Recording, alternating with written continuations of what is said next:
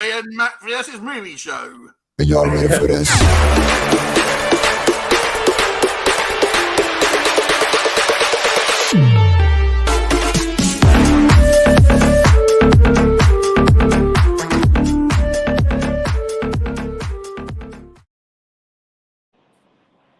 Wow. Hi, everyone. That's quite an impressive intro. I like that. Thought I'd mix it up again. Welcome, everybody, to the stream. We've got some special guests on today. So we've got Leo from Geek, Legion of Doom. Hello. And we've got Chris from Cyphersigma. Hi, buddy. And is it stream? What's the other bit? Screen time. Yeah. Screen time. Yeah. And obviously AJ as well. Hello. Hi. Hello, everyone out there. Yeah. Well, thank you for inviting me again. No problem. No problem. Nice to, thanks for coming on. No, pleasure. As we usually do, we'll just go around the room and just let everyone introduce their own channels. There will be some links. I might have done links, I can't remember, but there will be links in the description. So if you've not seen these channels before, which I think you would have seen Leo, because he's been in the community for many years, but for Chris, he's fairly new to the community. So yeah, please go and check out his channel and give him a sub. Yep. So yeah, over to you, Leo, if you just want to give the audience a little bit about your channel and what you do.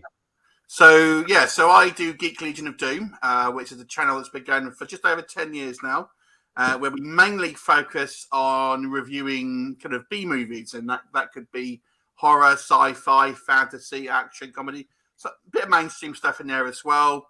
Occasionally we'll do other videos, a few top tens, a few kind of out and abouts, car boot sales, things like that. But yeah, I always enjoy talking about films. I do the kind of sometimes bi-monthly kind of pickups and things like that. So I'm excited to talk about some movies with these boys. Cool. I'll say there'll be a link in the description. So yeah, I'd say I'm sure most people know of Leo anyway, but if you don't, you know where to go. Okay, over to you, Chris. If you want to just say a little bit about your channel, and yep, off you go. Yeah. Thanks, Matt. Yeah, thanks AJ and Nat for enjoying me. So obviously I'm Cyphersigma, and my channel is Cyphersigma Screen Time. I already failed first time because I didn't put the right title in, but hey ho. So yep, so at the end of last year, I wanted to basically improve my presenting skills. So I thought, what better way than to get a YouTube channel? So I did. Decided I wanted to put what I enjoy, so I thought it'd be a lot better to present on stuff that I like. So as you'll see at the beginning, it does have toys in there, but I've separated that out. So now I just do with Cyphersigma Screen Time, normally 2 videos a week. One just is a recap of everything I've watched, so it'll be like Netflix, Amazon and stuff, and then on the weekends I normally do movie reviews of what I've been to see, or just old films that I've watched or liked. And yeah, if you please take a visit, you know, if you like it. Any comments, anything's appreciated. So I'm new to it, I've only been a few months. Matt's been very kind and helping me along the way of a bit of guidance, so I do appreciate that. But yeah, no problem. I mean, yeah, it's tough when you start. You know, it's sort of getting, just because YouTube tends to promote the big channels and little guys that, yeah, you know, so AJ and myself sort of, you know, it's a good way. I mean, I'm not a big channel myself, but it's a good way for you guys that's certainly under 100 subscribers to, you know, to say, you know, here I am, check out my channel. So yeah, great. So Chris, just tell me a bit more about your second channel. What's the name of that one? So the second channel is Cyphersigma Toys. Basically that's just separated out. It covers toys, just pickups. I have a series that I'm running about collecting a new wave, and then basically as I go on, I'll build and talk about like common issues that we have in the toy world, and that's about it. So yeah, so I'll try and keep the two separate as best, but as you can see, everything kind of gets mixed in a little. No, I'll have to sub to that one, because I myself pick up collectibles and toys, but I did form it as a small part of this channel. Do you know what I mean? Yeah. But yeah, I'll sub to that one and take a look. Is it new toys or is it kind of like vintage toys and things like that, or both? So it's kind of anything and everything. Basically, as old as probably I was, so in 80s toys. So you have like Mask, Transformers, and then it goes like Power Rangers, and then I just go here, there, and everywhere. So like one of the series is like new lines. So you have a lot of channels online that cover series. You know, like somebody will buy something, buy some toys, resell it, and use the profit to make something. But there's no actual channel out there that kind of documents what us collectors have to go through, the time and the effort. So what I've done is I've chosen a new toy line, which is the 90s Mighty Ducks animated series. And basically I'm logging how much money and time it takes me to collect the whole complete line, and like pitfalls I'm coming across and stuff to learn it. So I just kind of put it out there to be a true representation of what we do, but also hopefully some tints and tricks people pick up along the way of what we do fall into and stuff. So I suppose that's quite a somewhat kind of smaller amount of stuff to collect. Like if you were to collect Star Wars, you'd need to be a billionaire to get something like the Mighty Ducks. I can imagine, you know, you've got probably a reasonable amount of stuff, but it's not kind of like overwhelming where you just have too much stuff. And I think that's maybe a couple of my friends I went out with today. They one collects like G.I. Joe, and the other collects kind of like James Bond and Star Wars and stuff. But this is so much. It's like where do you even start? But something like that. That's kind of how I ended up collecting the special editions in regards to the films. I sort of started with Marvel because back then it was like, oh, there's only a couple. That changed. but I can imagine that's probably the best way is to collect something like. Well, you don't have I would say like a huge catalogue as something like Star Wars. It's just like everything. There's everything of Star Wars and Marvel at this point and that sort of stuff. Anyway, that's just what I think. Like I saw they've made the. I tell you, I was tempted. I don't want to kind of go down the rabbit hole of buying toys, but they did do those, the Dungeons and Dragons cartoon from the 80s with Avenger. Yeah. I actually have Dungeon Master and Avenger as well. I saw the figures today, and I was like, "Oh, shall I? No, I'm not gonna do it." I'll just, the completionist in me will just end up going down this rabbit hole.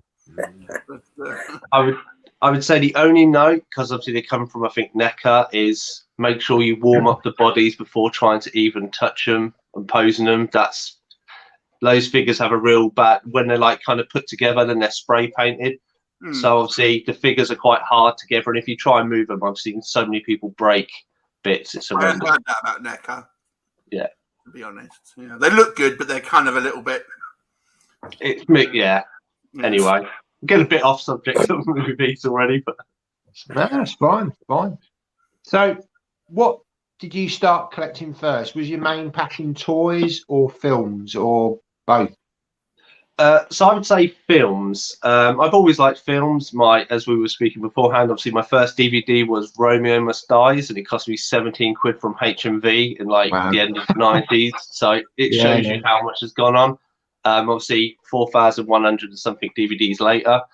I've amassed a collection, and I think with movies, I find it so fascinating how a picture or a moving picture so long with some music can invoke so many emotions in people and stuff.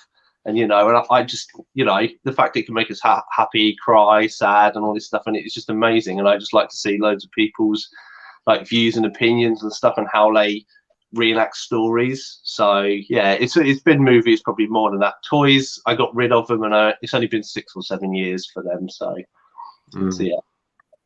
So what's your main sort of? Do you have sort of go-to genres, or do you just like most films? Well, I don't necessarily like most films. I'll watch anything.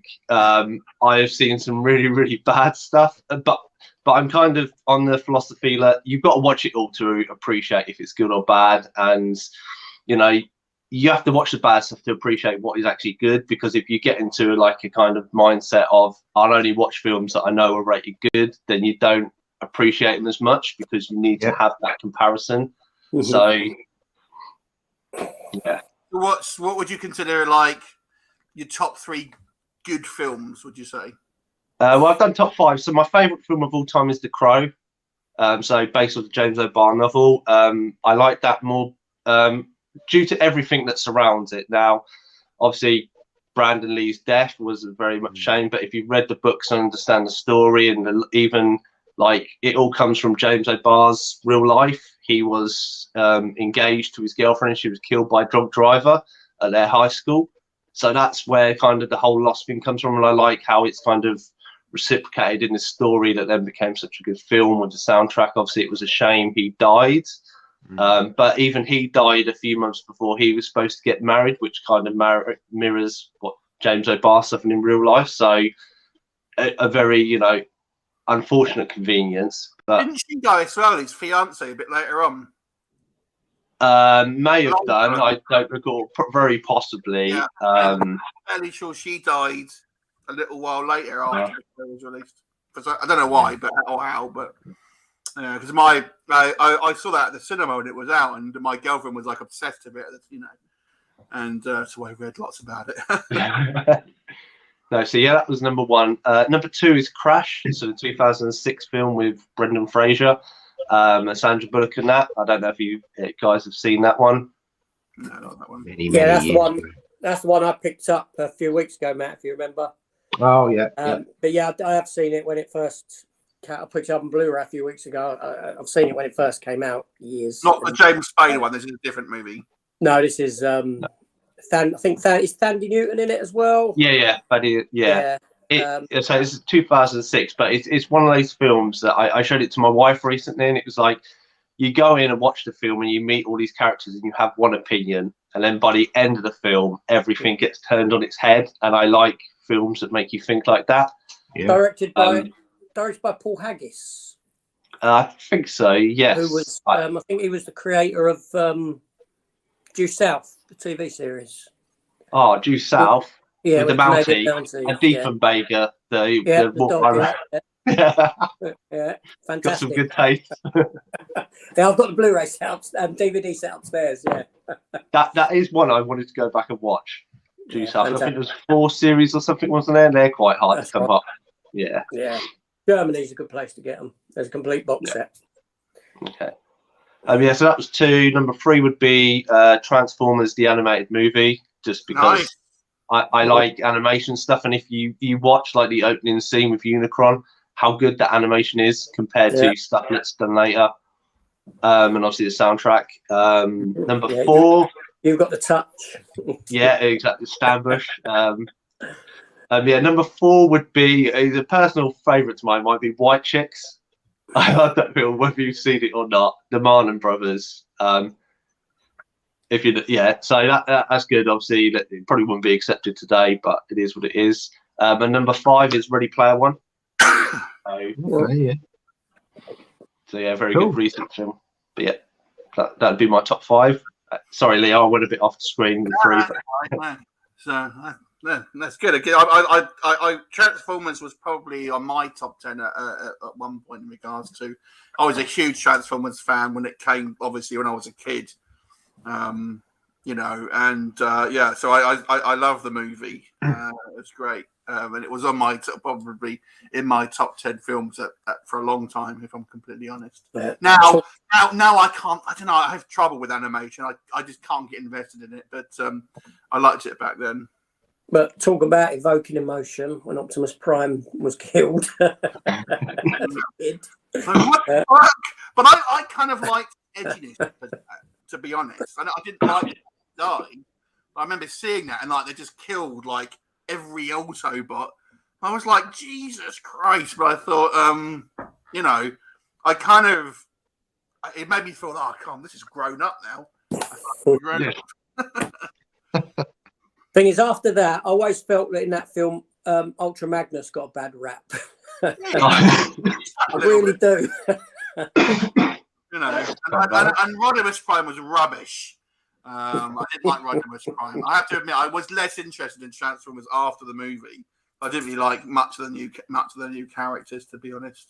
Yeah, I like comics more than the TV show at that point. But Well, it's more to sell toys, wasn't it? That's why they killed him off. Yeah. From what I know, if they killed him off and they had all these other plans for these other movies, so they had to dial them back. So, like G.I. Joe, they killed somebody off on theirs, and then they had to rewrite the script that he got in a coma. Yeah, Because of the backlash. Yeah, they just did like a little voiceover at the end. But you know, it's a shame. I mean, obviously, Prime came back, didn't he? But yeah, you know, it was. I like the sort of the darker tone that movie had, and you're right, the animation was good. And I like the soundtrack of that. But they had the soundtrack of that, which is a great soundtrack of all the sort of like the synthy kind of keyboards. Vince DeCoder, I think the composer was. Great soundtrack. But yeah, these days I really struggle with animation. I used to like He-Man was another one I used to really like when I was younger. But man, I just can't watch it now. It's just so insular and kind of basic. I just can't get into it. I like it on a nostalgic value, but I can't honestly sit there and watch cartoons now. It just doesn't interest me. I did like the what if that we got on Disney. I thought that was done really well. Looking forward to the second series of that. Really nice to sort of see how they took established characters that we know and love in the films, and then just turn them on the head. So I've enjoyed that first series, and yeah, certainly looking forward to a second series. Yeah, I hope they kind of do a little bit like different rather than just kind of rehash the same stories. So that's what I would like to see. You know? Yeah, there's kind of like really do something different rather than just different version of the same story. Yeah, I'm going to jump into some comments and just because people are coming on now. So we've got Jim Jam Movies and TV saying hello. Thanks for joining. Hi, Jim. We've got Stephen Luther from America. Hi, Stephen. Thanks for joining, mate. Yep. Jim Jam says he's finally gone 4K. So we're seeing some 4K pickups from him, I'm sure. Hopefully make an appearance soon. Yep. Yeah, I said I'll message him because he was meant to be on. We did try and arrange it before Christmas with James, but I can't remember what happened there. Don't know if he was working or something, but or I can't remember what happened. Something happened, but anyway. Yep. I digress. That's all right. Okay, so first question is opinions on Maverick on 4K. Oh, I think Mel Gibson and Danny Glover are great. Jodie Foster was in that too. I didn't know it got a 4K release. Danny Glover's only got a cameo. That was quick thinking. I like that. Well, I've got a 4K player, so I can't comment on this one. Neither have I, so you're not alone. I've got the 4K disc. I've not yet watched it. No, I'm the only one who can comment then. You are. Fantastic disc. I would say it's probably one of the best discs I've ever seen. Picture is crystal clear, sound quality fantastic. You get some IMAX scenes that fill the screen, and definite. If you've just got a 4K setup, I would definitely recommend that. That's one to showcase on your system, definitely. Yeah, how does the Death Star run at the end look? Yeah, that's right. Yeah, there definitely are similarities to that film, aren't there? But then that's probably one of the reasons subconsciously a lot of people liked it, because it's got that similarity to it, hasn't it? Yeah. I mean, that was a sequel that was done well. I would say that it's as much as whatever you think of Tom Cruise, like he cared enough about the project to put the time and effort in to make it a worthwhile film. So, Tom Cruise. I know people don't like him because he's into Scientology, but whatever. What people are doing their own thing, I don't care. Not that I'm a huge fan of all his movies, but I like the guy when he does a good movie. So I don't care about his religious beliefs. No. Well, I mean, this Mission Impossible that's coming up this year. I mean, I don't know if you've seen that stunt. There's like a featurette, and he does this stunt with a motorbike. Have you seen that on YouTube? I saw how he did he dove off something, and he was like doing some introduction. He just like Did like a Yeah, But I don't it's, think it's about a 20-minute documentary. I know on that one. You know, he's done it all. I mean, you know, hats off to him. He's fully committed to a role, and like I say, despite all the stuff that goes on outside of the movie world, when it comes to his films, he's fully committed, and he makes a great, you know, a great film. All the Mission Impossible films seem to get better and better as they go along, more and more kind of. I mean, the guy will probably kill himself because he's just pushing the boundary every single time. But He needs to do a film with Jackie Chan. They can try and outstunt each other. Oh. well, but there's talk that he'd be going into space. I think. Well, not this Mission Impossible, but the one after. It's taking a page out of Fast and Furious, then. Yeah. I mean, the new one. Yeah. No, I haven't seen the new trailer for that. No. I say just on one thing. The one thing with Mission Impossible is I think needs to be changed is impossible. Like surely after 6, it's not impossible because he always does it. Well, yeah. It's impractical. Yeah, like improbable. Like I'd imagine you're probably going to maybe get another trailer tomorrow night because it's a Super Bowl tomorrow night. So you're going to get a few big blockbuster trailers coming out. I One, think it's hopefully, The Flash. And Little Mermaid, wasn't it? Was the ones that they said Disney are doing. yeah, I think 65 is getting one as well. Yeah, that looks good. It Quite does. like the look of that. Yeah. Right, so we've got Ian. Ian the Ramblings says how everyone's doing well. Medication working well now. Hope to start doing some more videos again next week. Oh, it's great to hear, Ian. I know you've not been well. So yeah, hope fast recovery, and yeah, look forward to seeing your videos because he started doing shelf by shelf. So his first video, I think it's a bi-weekly video. Well, no, fortnightly, shall I say? So yeah, look forward to those, Ian.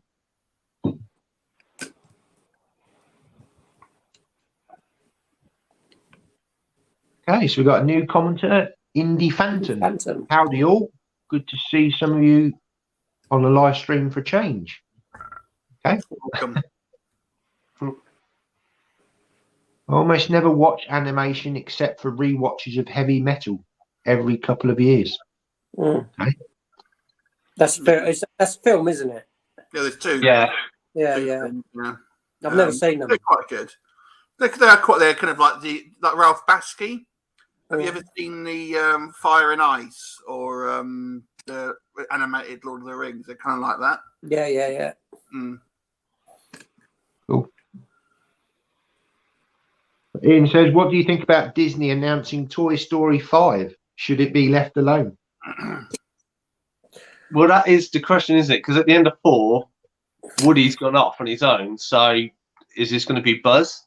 Because obviously I know Tim Allen has obviously done an announcement that he's back, but obviously I don't think Tom Hanks has actually announced if he's back. So there's a question for you already. I don't think it has to be the same toys, personally. Yeah. Okay. You might have some crossover, but to sort of like pass the mantle or the whatever. But I would say there's no reason why you can do different toys, you know. Absolutely. But they'll probably upset a lot of fans, I think, if they don't. You know, there's going to be loads. There definitely will be some, some crossover. But to me, it would make sense, kind of like, have new characters and stuff. Because obviously, I haven't seen the 4th one, but I understand it kind of. In fact, I haven't seen the 3rd one either. But I understand it kind of more or less ended the story. So it makes sense to kind of just like it's in the Toy Story universe. It's about toys, but you could kind of make it different kind of toys. It'd be fun to have like the adult collector sort of thing. I don't know if they did that. Well, the second one kind of touched upon that, the collector side of it, with the chicken guy. The 3rd one did end as well. The 3rd one, Leo, did sort of have a finality to it, and then we got the 4th one, which then had a different finality to it. So I'm sure we'll have one of this one as well. I don't know. I mean, I'm sure that Disney will. Pixar.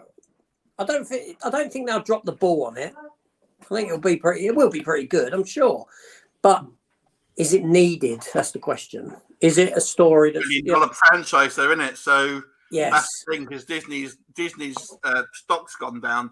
So they're doing sequels to that. All of the ones they've done are like $1 billion franchises. They've made $1 billion in the last film. So that's what they need. They need money, basically. They can't have the turning reds anymore, because that shit is just not making money. So they've gone back to, let's go back to what makes us kind of money. It might not be. It might be kind of like flogging that horse a little bit, but they've laid off 7,500 jobs.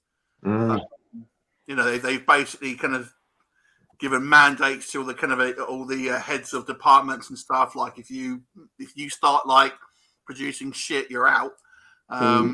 So I think they're being a bit more kind of conscious about making a lot, product. I would also suggest I think they probably will maybe stop the kind of the political aspects of it for a little while, or kind of diet down a little bit to sort of try and avoid that sort of controversy and all that sort of stuff. They're just going to make entertainment crowd pleasers.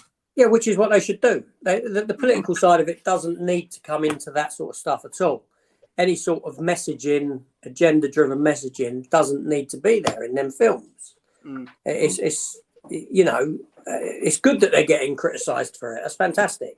It just doesn't need to be there. Because obviously Disney, I mean, there's talks of, Disney selling some of their properties to be shown, or some of their films and that to be shown on other platforms at the moment as well. There's talk that they might sell off Hulu. I've heard. There's quite a bit going on. And the problem is that Disney Plus, when it first came out, it rocketed. It achieved far more percentage-wise than what was planned. And then each year they want an increase on that percentage. But because, they was about 400% over what they'd, targeted for on that first year, it's then expected by the investors that you're going to get more and more. But in reality, you're probably looking at a decline because they had such a mess. And that's the problem with public limited companies. You've always got to show growth. Yeah. Otherwise your share price drops. So you've always got to find a way, because the company I work for, it's not Disney, obviously, but it's the same thing. It's got to try and find a PLC.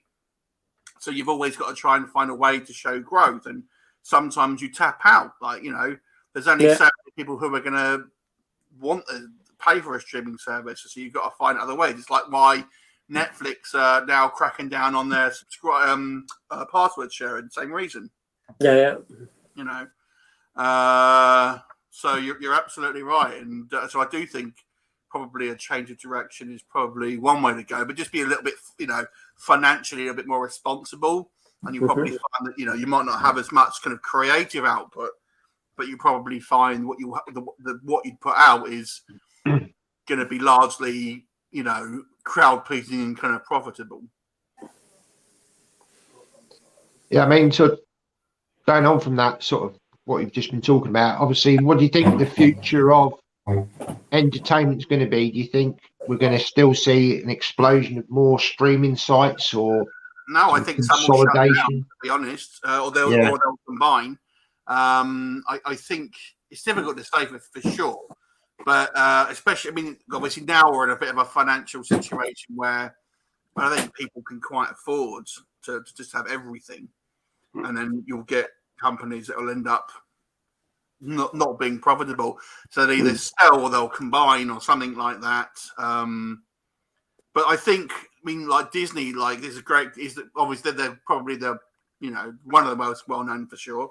So they're just going to make recognizable IP. Of course, they'll be criticized for not being original. They won't have any fresh ideas and stuff. But that's the rub, isn't it? You put out something like that Strange World, which was like a massive bomb, new title, but no one liked it. So you go back to the originals ones that make money, I think you'll probably find that there'll be less kind of like, let's just have this really obscure, even for things like Marvel. I think they'll probably rein it in a little bit with kind of some of the more obscure ones, maybe. That's what I think. Could you see Disney maybe going back to releasing sort of on physical media? Could you see a resurgence? They did hint at. I don't know if you listened to the press conference the other day, because they were. It's a bit vague, but they said they're going to reinvest in legacy distribution, is what they said, and that to me sounds like physical media. So quite possibly. So I wouldn't be surprised if you saw stuff that comes out on Disney Plus getting like boutique kind of style releases. Yeah. Because I think that. I mean, I might be reading into that, but that's kind of what they said. But obviously, they need to raise cash quickly. They know that you produce these things. They've been on Disney Plus for a while. You release like the first season of The Mandalorian or whatever, because probably everyone who's watched that has now watched it. People will buy it, and it's going to just, you do like a special release or something. People will. I'll certainly buy it, but Absolutely. But it's interesting that, again, another development that's happened over the last few days. I don't know if you've seen the news about Zabu not exporting to like Australia or America now. So that's obviously I'm like, now feel my pain because I can't get all those Best Buy releases that they keep having. Yeah. I want them, and I have to go for eBay. Feel my pain, Americans. Yeah. Yeah. I said that they'll have to turn to, because now the scalper market will increase because they know that they'll be able to sell them on eBay at inflated prices to the States. Swings and roundabouts. I mean, we've been talking recently about sort of HMV as well, and the way that their business model is going. That it's, you go into. I mean, I don't have any HMV near me, but from a lot of collectors, on YouTube, they're going into the stores and they're seeing less and less of the physical, the Blu-rays and DVDs.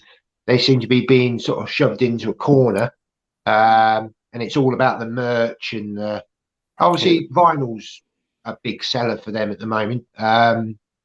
So you've got that sort of going on as well, which I suppose HMV have got to be careful because they've gone under us several times, in the past, as we know. But it's difficult to know what's happening because, like you say, you've got all these streaming sites, and then, like I say, a lot of them are going to fall by the wayside. Consolidation, but could we see sort of physical media coming back, which I think we all would love to see. Yeah, I mean, I think it might be different. I think you're starting to see it now because there's so many sort of boutique labels or sort of semi-boutique labels, like kind of like 88 Films and stuff, and that that will produce stuff with a slipcover and all this, and you've got to have it with a slipcover and all that kind of mentality. So I think there is an audience for that. But what I think you probably will see is like just a general kind of like releases, unless it's like a big film, will probably trickle out a little bit. I mean, it does annoy me because we do seem to get like, it might have even been you that said it, Matt, in another stream about like the same releases getting kind of like, because I know they're a big sort of money spinners, like The Thing, I think was mentioned. I think it was either you or one of them. Yeah. They keep releasing the same sort of titles and stuff, and occasionally you'll get like a different one or something. Like I think there's an Air Force One steelbook coming out, which would be quite cool. But yeah, they kind of rely on the good old fashioned, it's another round of Iron Man or something, or Blade Runner. Well, Mondo are doing it, aren't they, AJ, with all the Marvel? They are nice steel books, but again, it's the same thing we've had about 2 or 3 times already. It's like, What? Sorry, they're 33 quid a piece as well. It's just like I just don't know if I can just justify. I haven't bought any of the new range of the Marvel ones yet. I'm taking the risk of seeing if I can wait out and then wait till they'll drop a little bit, and then they probably will. This stuff don't sell out now. It doesn't sell out anymore. Did you get the Black Panther Wakanda Forever release? It's on its way. Which one did you go for? Well, I had them both pre-ordered because I didn't know which one to go for. Did you get then I cancelled them. One? I cancelled them, and now obviously the Namor one isn't available anymore. Isn't it? Oh fuck! No. So although you can get it from Germany. Yeah, it'll turn up again on the secondary market. I thought that one, 'cause that's by far the better cover, if you ask me. Yeah. I thought that one would probably be the one that's set up. But no, Germany, they've got that coming out in Germany, so it ain't going to be, it ain't a Zavvi exclusive. Yeah, I'll pick it up as such. Often a lot of these Zavvi exclusives aren't, are they? Because they are usually, you can get it in Amazon Germany or Italy. The Mondos come France. out. Yeah, the Mondos come out in Germany, and there was a point where they were actually getting them a month or two before us. Yeah, with the last range of them, and I got them. I did get them from Germany. I got a couple of the French ones, the first kind of range of the original Avengers and all that. And we didn't have the original Avengers one. Yeah, that didn't come till much later. Because I got Doctor Strange, the French version as well, but I'm not going back and changing it. I'm getting an English one as well. I thought I can't. No, I wouldn't. I've got to control myself, Yeah, Avengers took a while to come because of the title change. Yeah. Being over there, it was Avengers, and over here it was Avengers Assemble. And that seemed to slow it down massively. Yeah, I don't know why Iron Man was the one that kind of didn't get released. I know it's got released in Germany a while later, but that never got released in France or anywhere. Well, it did for Zavvi though, didn't it? Yeah, that was it. It was an English exclusive one. That one, the Zavvi. I think it got released in Germany a lot later. Yeah, I think you're right. If I recall, that was the kind of the most. If you look at eBay, that's the one that normally goes to the most money. That's right. But the Mondo stuff is hit and miss for me. Some of the artwork I think is really good. That's a good idea. I like the Ant. I think it's the Ant-Man and Wasp, that version. That I like from the new one, but some of them, like the original Thor one, it's terrible. Yeah, I think that they've also gone. They've got a lot lazier with them now than what they did at first, because it used to have different artwork on the back, maybe something different inside, but now it's all a printing of it's sort of like the front blown up, part of it's blown up on the back, part of it's blown up on the inside, and on the discs.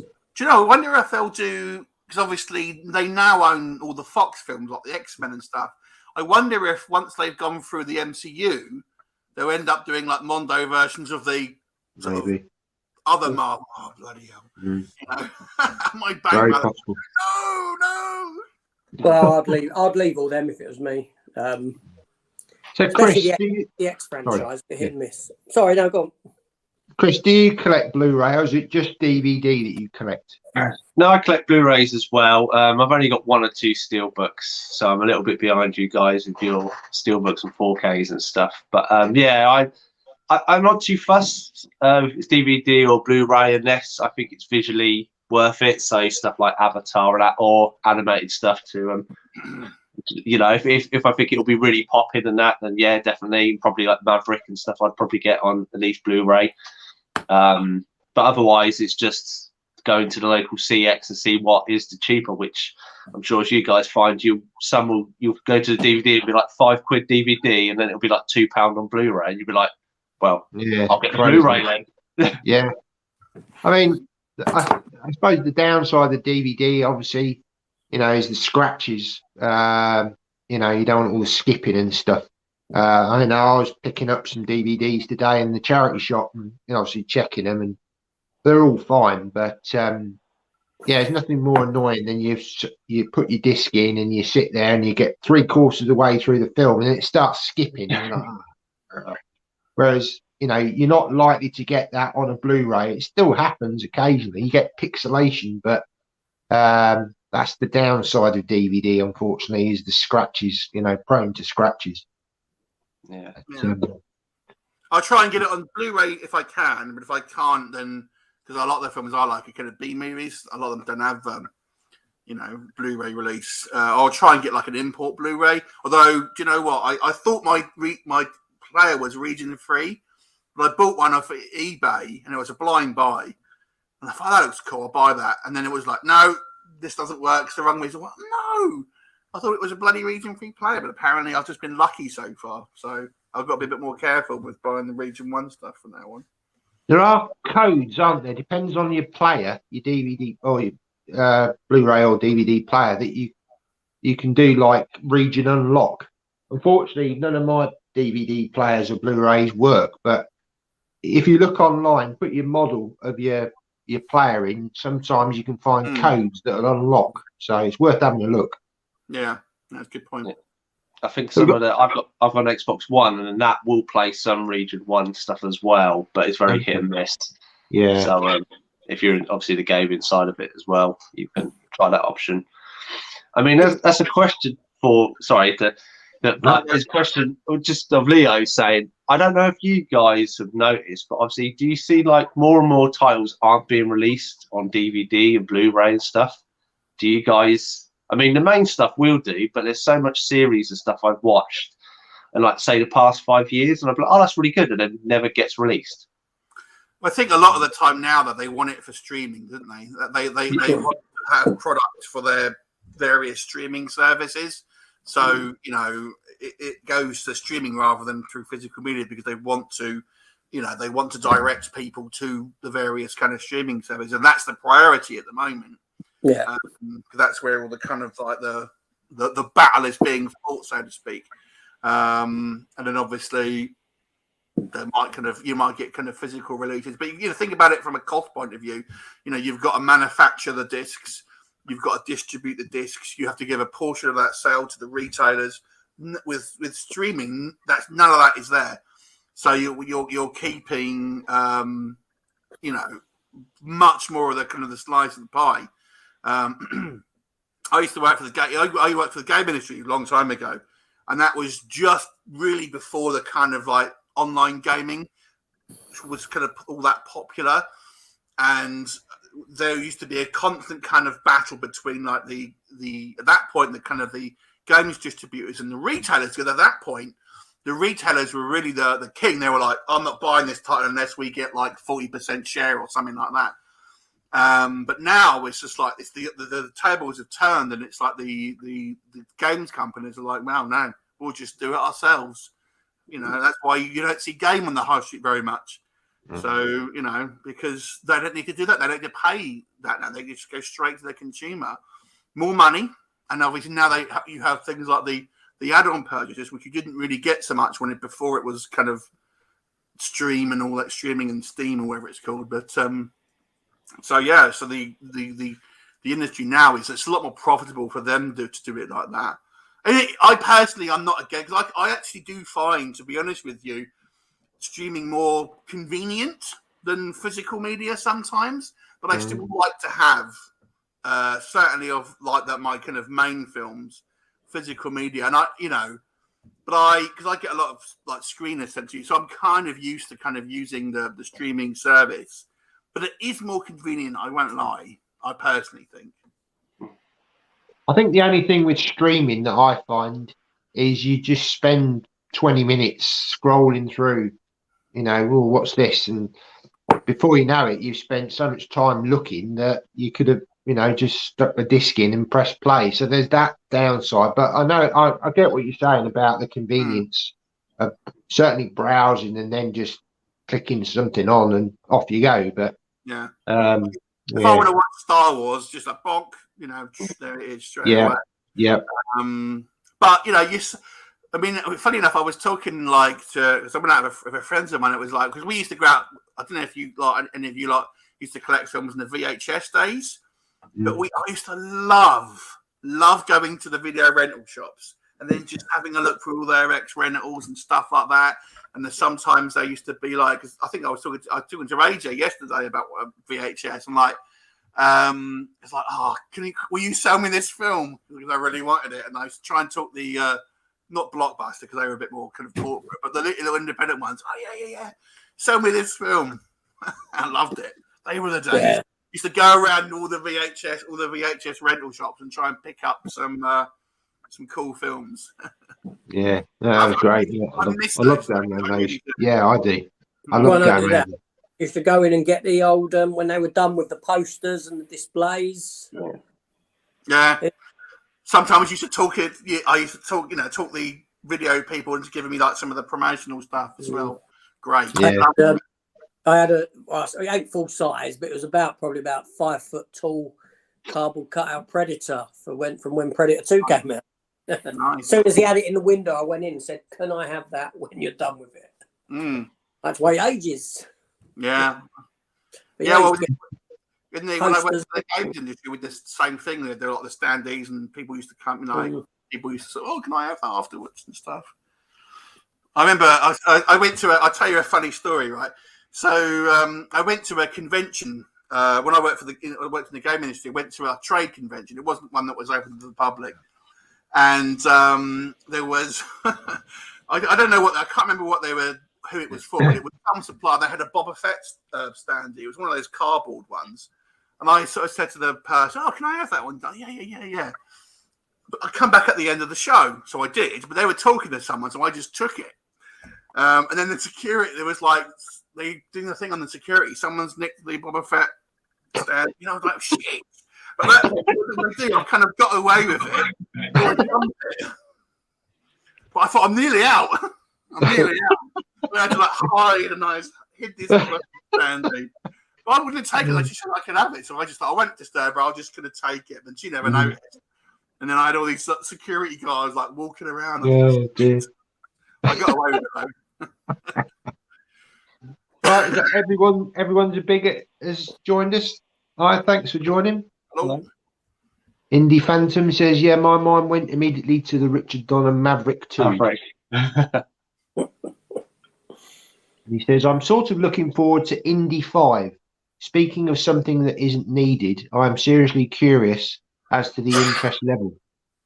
I think I'm personally optimistically cautious is the term I will use for that one. Of course, I'm interested in it. It's Harrison Ford as Indiana Jones. I think everyone's in the same mind that they'd love to have another fantastic Indiana Jones film. And I'm sure people will go and see it. They're doing a lot of reshoots for it as well, apparently. So. Sorry? They're doing a lot of reshoots for it, apparently. Oh, they really? I think they were the rumor, and I'll preface this by saying this is just a rumor, was that Phoebe Waller-Bridge, who's co-starring in it, well, they were kind of setting it up for her to kind of take over. Yeah. Obviously, heard that. Ford's just too old to do it. They've bought the license, they've bought the rights to it, so Disney want to make their money from it. So how would you do?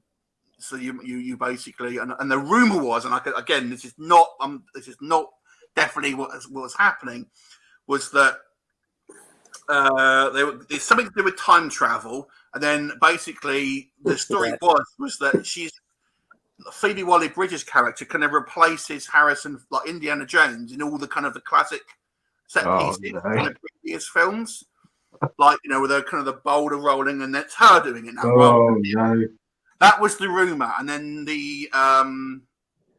apparently there's obviously been a lot of pushback with it, and that's presumably why they're doing reshoots. If that was true to begin with, like I said, I don't know if that was true. That was just I've heard all the time travel rumors and all that sort of stuff, and they were setting her up to be sort of a replacement, and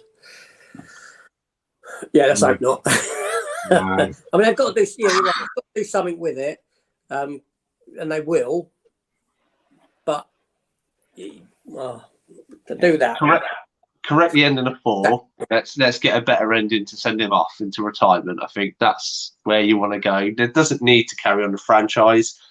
I mean, even like, why don't they just reboot it as like a younger archaeologist? It doesn't even have to be Indiana Jones. Be I don't know, whatever the character's name is called. Yeah, I think you could still do Raiders of something. Yeah, and have like a kind of like a different character, but set in the same universe. So you're not going to touch in the, you know, yeah. So like, I mean, this will be a thingy. This will be quite a hot comment. But yeah, I don't think that the character is beyond recasting. Well, Chris Pratt was rumored for a long time, wasn't he? Well, fan casted maybe, but I mean, you had Alden Ehrenreich playing young Han Solo, and he was fine. Look at that bombed. Sorry, look at that bombed. Yeah, that was only on the back of thingy. I think that Solo's quite an underrated Star Wars film, to be honest. Yes. Also, you got to remember that Harrison Ford isn't the only actor who ever played Indiana Jones either. No, it can be young Indiana Jones, yeah. It's been played by I think I'm a bit nervous about doing it because of the financial, results of Solo, basically. Star Wars, but they were saying like, maybe we won't recast legacy characters, but I personally think like they could recast like Luke Skywalker with that Sebastian Stan. I think I would be up for that. Yeah. So I think Solo's looking a lot better now off the back of the Disney Plus stuff. Yeah. It feels more akin to that than what it does the Star Wars movies. So if they were to ever bring him back onto Disney Plus, I'd have no issue with it whatsoever. Did you ever see that guy Anthony Imbruglia? I think his name is. I was against him being cast. I thought he was pretty good. He does a great impression. And the last thing I want to do is watch 2 hours of someone doing a Harrison Ford impression. That's the issue that I have with it, because that's what it will be. It needs to be someone.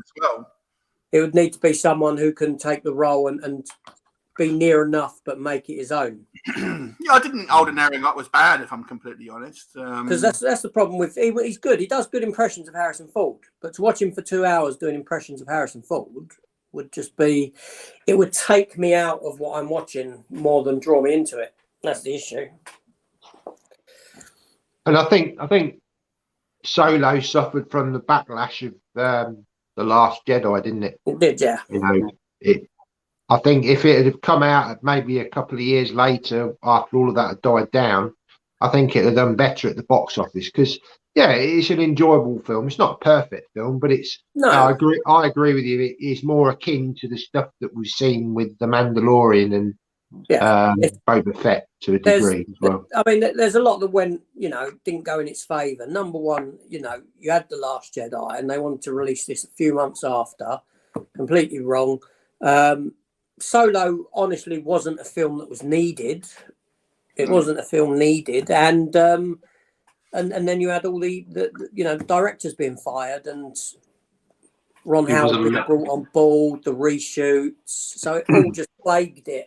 It also seems odd that he released that film after they'd killed him in the main storyline. That to me was a bit of an odd choice, So I was like, well, we've just seen him die. So do we need to watch a film about him? I mean, maybe maybe it was nostalgia or something. You entice people in that. Oh no, he's dead. I really wish we spent more time with him. Here's a younger version of him that we could possibly milk to death. But I agree. I did like Solo. I thought it was. Did you not watch Andor? Yeah, I haven't seen the series, so if you could keep it spoilerless. It bored the crap out of me. Okay. I watched one episode and I thought, no, I couldn't do it. Yeah, I got through them I sat through all of them. I watched all of them, but I know you had people saying, "Oh, this is Star Wars for adults." It took away everything that makes Star Wars Star Wars for me. It felt like I was watching more sort of like they were trying to do Game of Thrones or something in the Star Wars universe. That's sort of an element of how they make that here. let's take it. There's no droids in it. There's no aliens in it. When you did get the fact it was all British people with British accents from different regions just took me right out of it. It was just the problem with what I found with Andor is that you've got, okay, let's be honest here. Andor himself isn't an appealing character. He's not an appealing character. Even in Rogue One, he wasn't. Jyn Erso was a stronger character than him, and so you're following this character who isn't overly intriguing through the birth of the rebellion. So it just bored the crap out of me. It really did. But there we go. Enough about Andor. You're not selling it to Chris. No, I haven't seen Andor, but I've heard that, and I say that I really liked Rogue One. Obviously, it was maybe a little Rogue bit One was great. Yeah, it was like you can take something from the Star Wars universe, sprinkle a little bit of what we know, the Death Star plans. That's it, but then create this bigger world and bigger story, and that's what I think Star Wars is about. And it's these people with this mindset. I've done like the Mandalorian and stuff, and it works really well. But yeah, obviously, I'll watch Andor at some point. But interested to. I'll wait for those British accents to crop up. Then I think with Andor, there's it was too long. What was it? 12 episodes or something like that? Yeah. Something like that. Yeah. There's a lot of episodes, and it could have easily just been 6. Easily. There was so much sort of filler rubbish in there that went nowhere. Repetitive scenes over and over again. They would have an episode where they were doing something. There was this one episode, not spoiling it. There's an episode where they're doing a robbery and they're stealing all this loot essentially, and you're just seeing them load it over and over and over and over again. And it's like, how many times do I have to see them doing this to understand that they're doing this? Do you know what I mean? It's just a very repetitive nature of visually what's going on, storytelling. And then there's other episodes where they're building things. They're making these specific things. I won't, again, go into detail and spoil it for you. But again, it's just how many times I need to watch them building the same component over and over and over. And it's just, it was drawn out in that sense.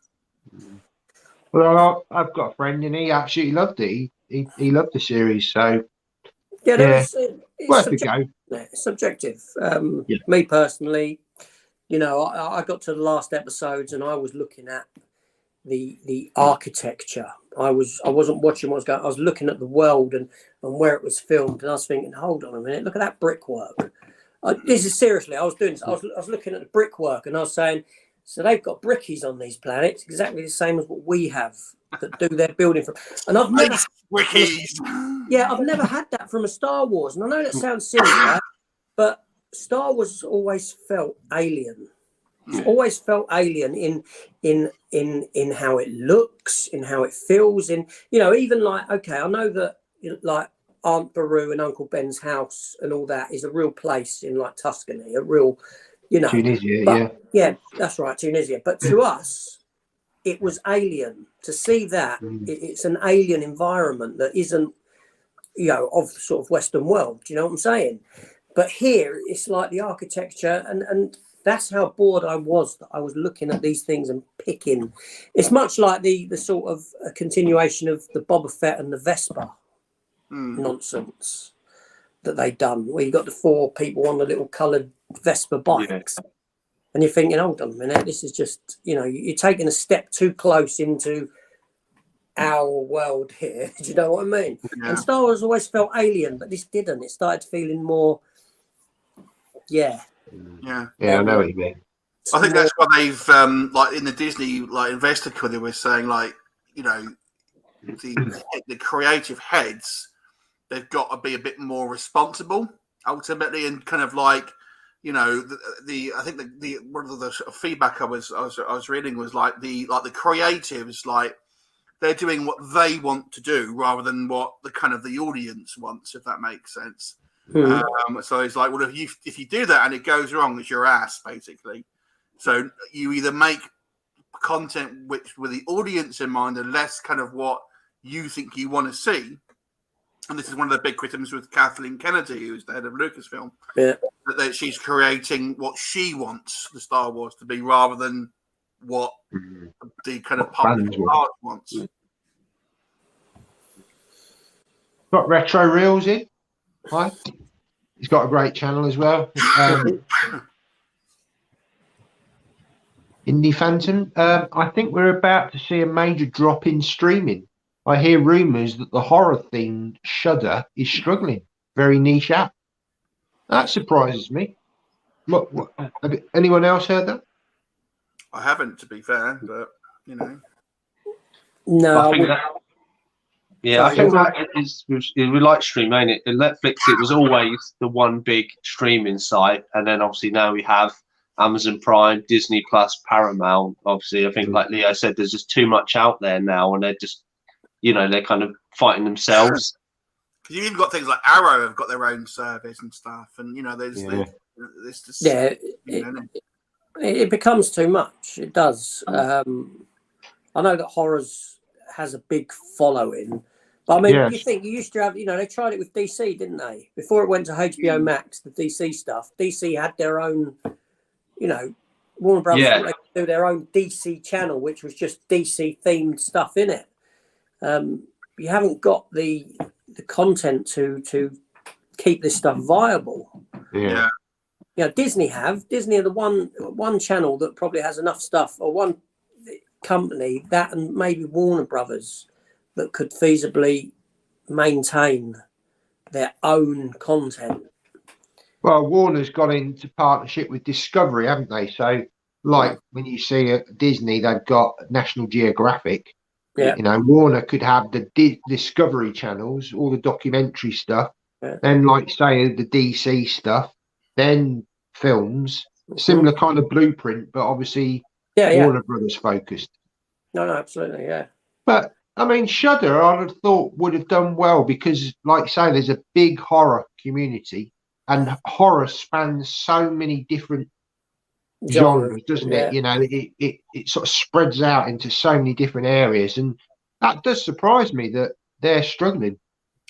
Also, the horror films tend to be relatively cheap to produce, you know, but I guess maybe they've hit their kind of ceiling, perhaps. You know, it could be that, you know, they were probably done well, but maybe it's to do with more the share price. They're not getting the growth in subscribers. They have probably were. I will be back. I'll be back.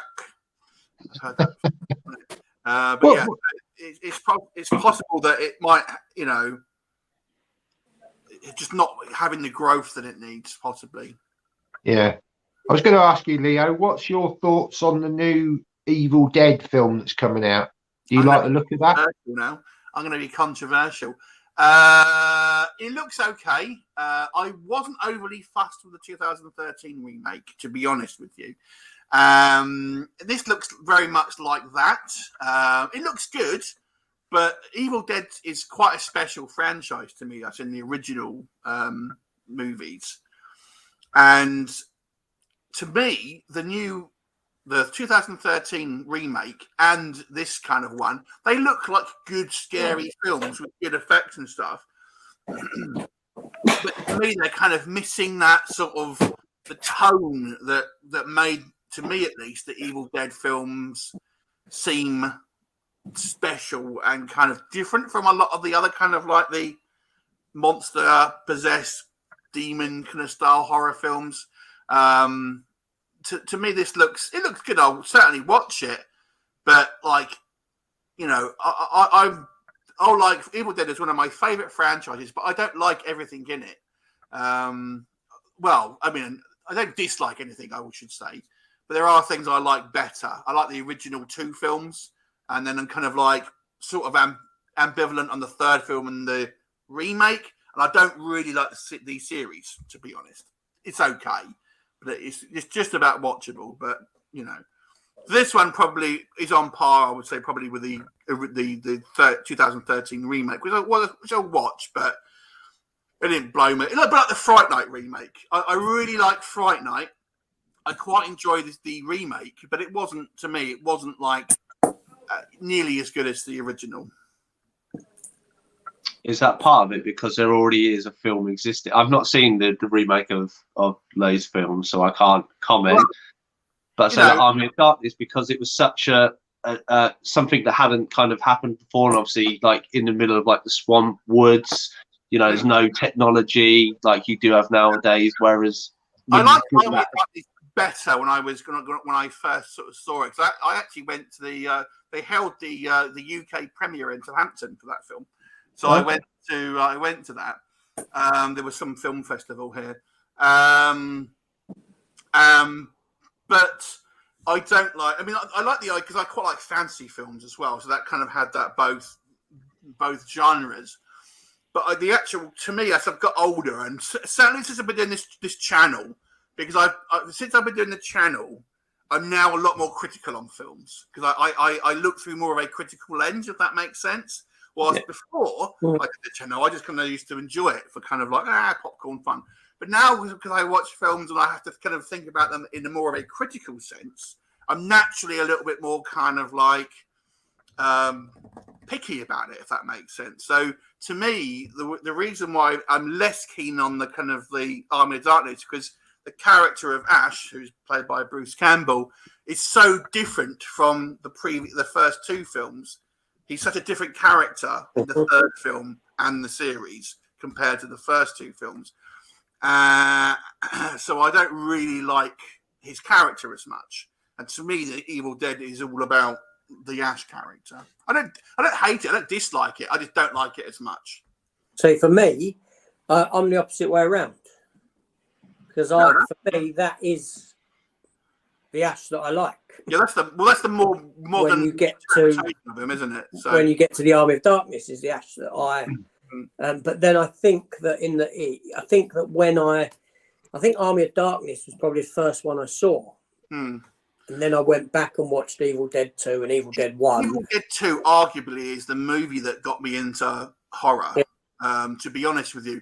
Has everyone seen Evil Dead 2? I don't want to spoil the ending. Yeah, that ending, I was like, because the way it was sort of foreshadowed in earlier on in the movie when he's like reading the book, he's oh gosh, got the shivers because obviously he's reading about himself, and then you kind of you see him go back and think, bloody hell, that was what he was reading about. I thought, wow, that ending was like blew me away because it was like I thought it was so clever.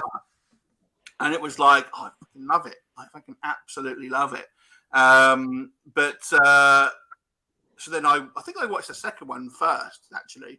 So then I went back and watched the original, which is a little bit less on the comedy. But Ash is more of just an everyday guy there in those two films. And then in the third one, he's the kind of like the buffoon. He's more of a buffoon.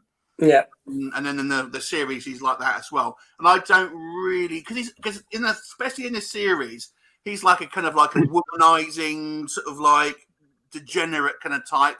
But he had like a he had a proper girlfriend in the first movie, and then the second one really that was on his own. But he wasn't like that at all.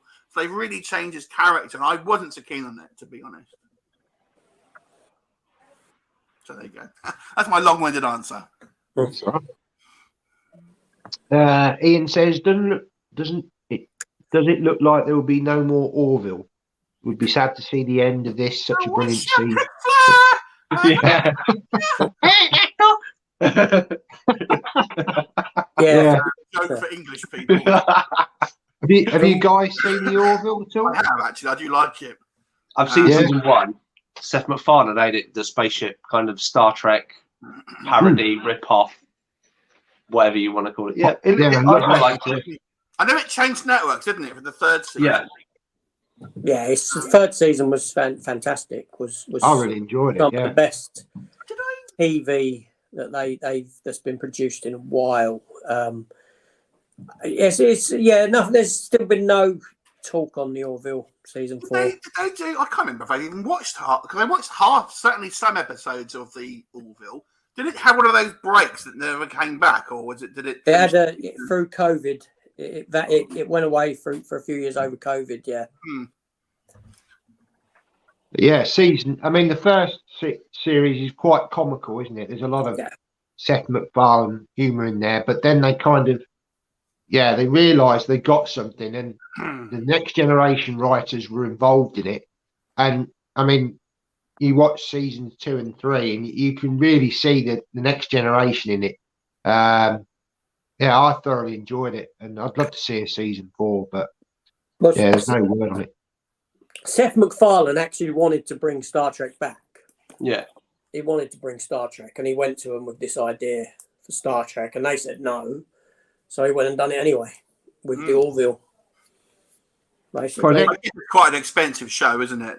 It's very expensive, but Seth MacFarlane's very busy as well. He's very busy, and it would be nice to see more, of course it would. But then there's also the argument of leave your audience wanting more. Yeah. Because when you have that happen, you just remember something. So it stays in your mind as being so good, as opposed to being overdone out. I mean, next week we've got Picard season 3 coming on. I think it's on Amazon.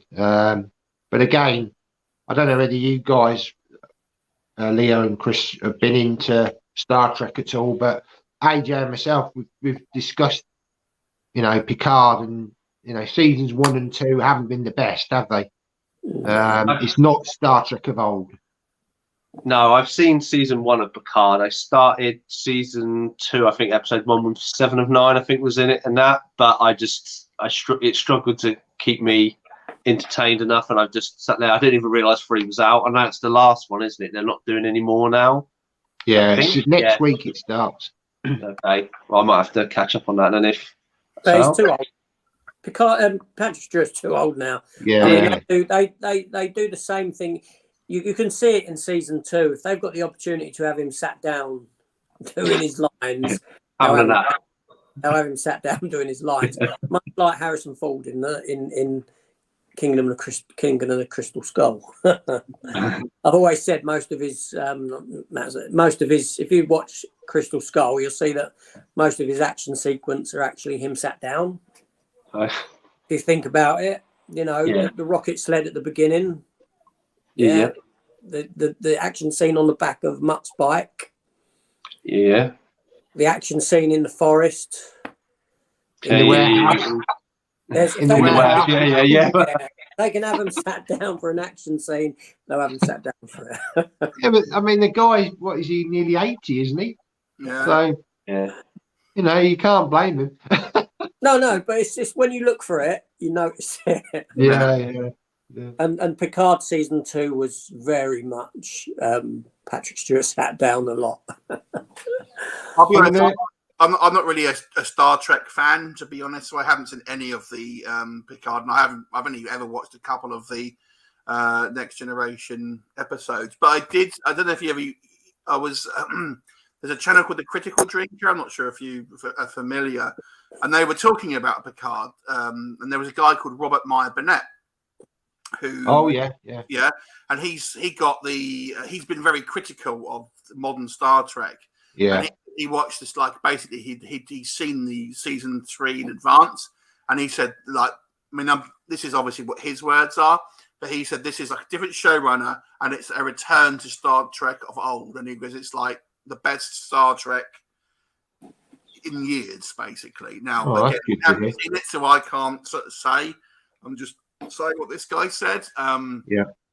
But apparently, if you are, like I said, I'm not the best person to watch. I'm not all that fussed with Star Trek. But if you do like it, apparently, and obviously you guys will know if you're Star Trek fans, is that this 3rd season, especially, I think the first 6 episodes are meant to be like some of the best Star Trek ever. So I'd be curious, obviously, if you are a Star Trek fans, to obviously hear your thoughts on that. Because I always review it on a weekly basis. Star Trek always seems to do quite well for me and the channel whenever it's on. I watched The Strange New Worlds, and I quite liked it, I have to be honest. That was very good. Yeah, that's a good series. Yeah, is the best of the new Star Treks. That's Christopher Pike, isn't it? Yeah. Previous captain before. And that's because it's gone back to the old storytelling ways of essentially one episode, one episodic, story. Whereas Discovery and Picard want to give you a bigger story, a season-wide story. Yeah. And there's not enough story to give you that season-wide story. So again, it suffers with crappy fillers and underdeveloped characters because the characters are not required inside this grand story. Yeah.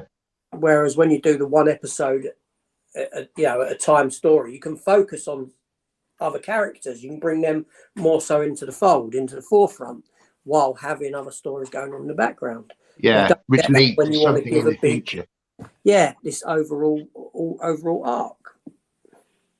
And But I think that a lot of series went that way, didn't they? With the the sort of ongoing story. I think we're maybe starting to find that series are going to revert back to sort of episodes. I mean, I can only talk from Star Trek that I've seen, but I don't know whether other shows, obviously like The Walking Dead, I suppose, and obviously The Last of Us. I'm guessing that's kind of an ongoing story. It's not like something happens in this episode and then you move on to the next story. I don't know. Obviously, you've been watching those, AJ. No, it's right, because you're going back, because obviously there was a time frame in TV when they didn't want big ongoing storytelling, and they wanted episode by episode, because you had programs being preempted every week, and you might have a brand new episode of Star Trek, and then you'll have a repeat, then a couple of new episodes, then repeat, few more new episodes. And when it's individual storytelling, you can get away with that kind of a TV sort of structure. And then stuff came along. I think, to be honest, I think maybe Babylon 5 was where it first ventured into, let's give a big overall story arc. But even Babylon 5 done it a lot better. It still had its individual stories, but with a very strong overarching arc going through it. That got more in depth and involved as it went on. And obviously then you had things like 24 with Jack Bauer, Kiefer Sutherland, and that done it fantastically. Forget how long it took him to get from A to B in the city, quicker than what it would be to get to the post box and back. Never went to the toilet within 24 hours. Yeah. That man must have been constipated. That's what I'm going to say. But now with Star Trek, it's like they don't know how to do it. It's like they're taking a story that's better involved for a smaller mini-series or a film even, and trying to stretch it to cover 12, 13 episodes or what it is. And it's like they've lost the art of doing it again. It's like they've lost the art of how to do it in some cases, in some projects. Star Trek being one of the worst for it at the moment. I think it depends on how many episodes you have in a season. I think there's a lot of the times now, isn't it? You're getting like that 10 episode kind of season. So you don't have a huge amount of time for filler, but obviously with network TV, like I used to enjoy watching things like Arrow and The Flash. Mm-hmm.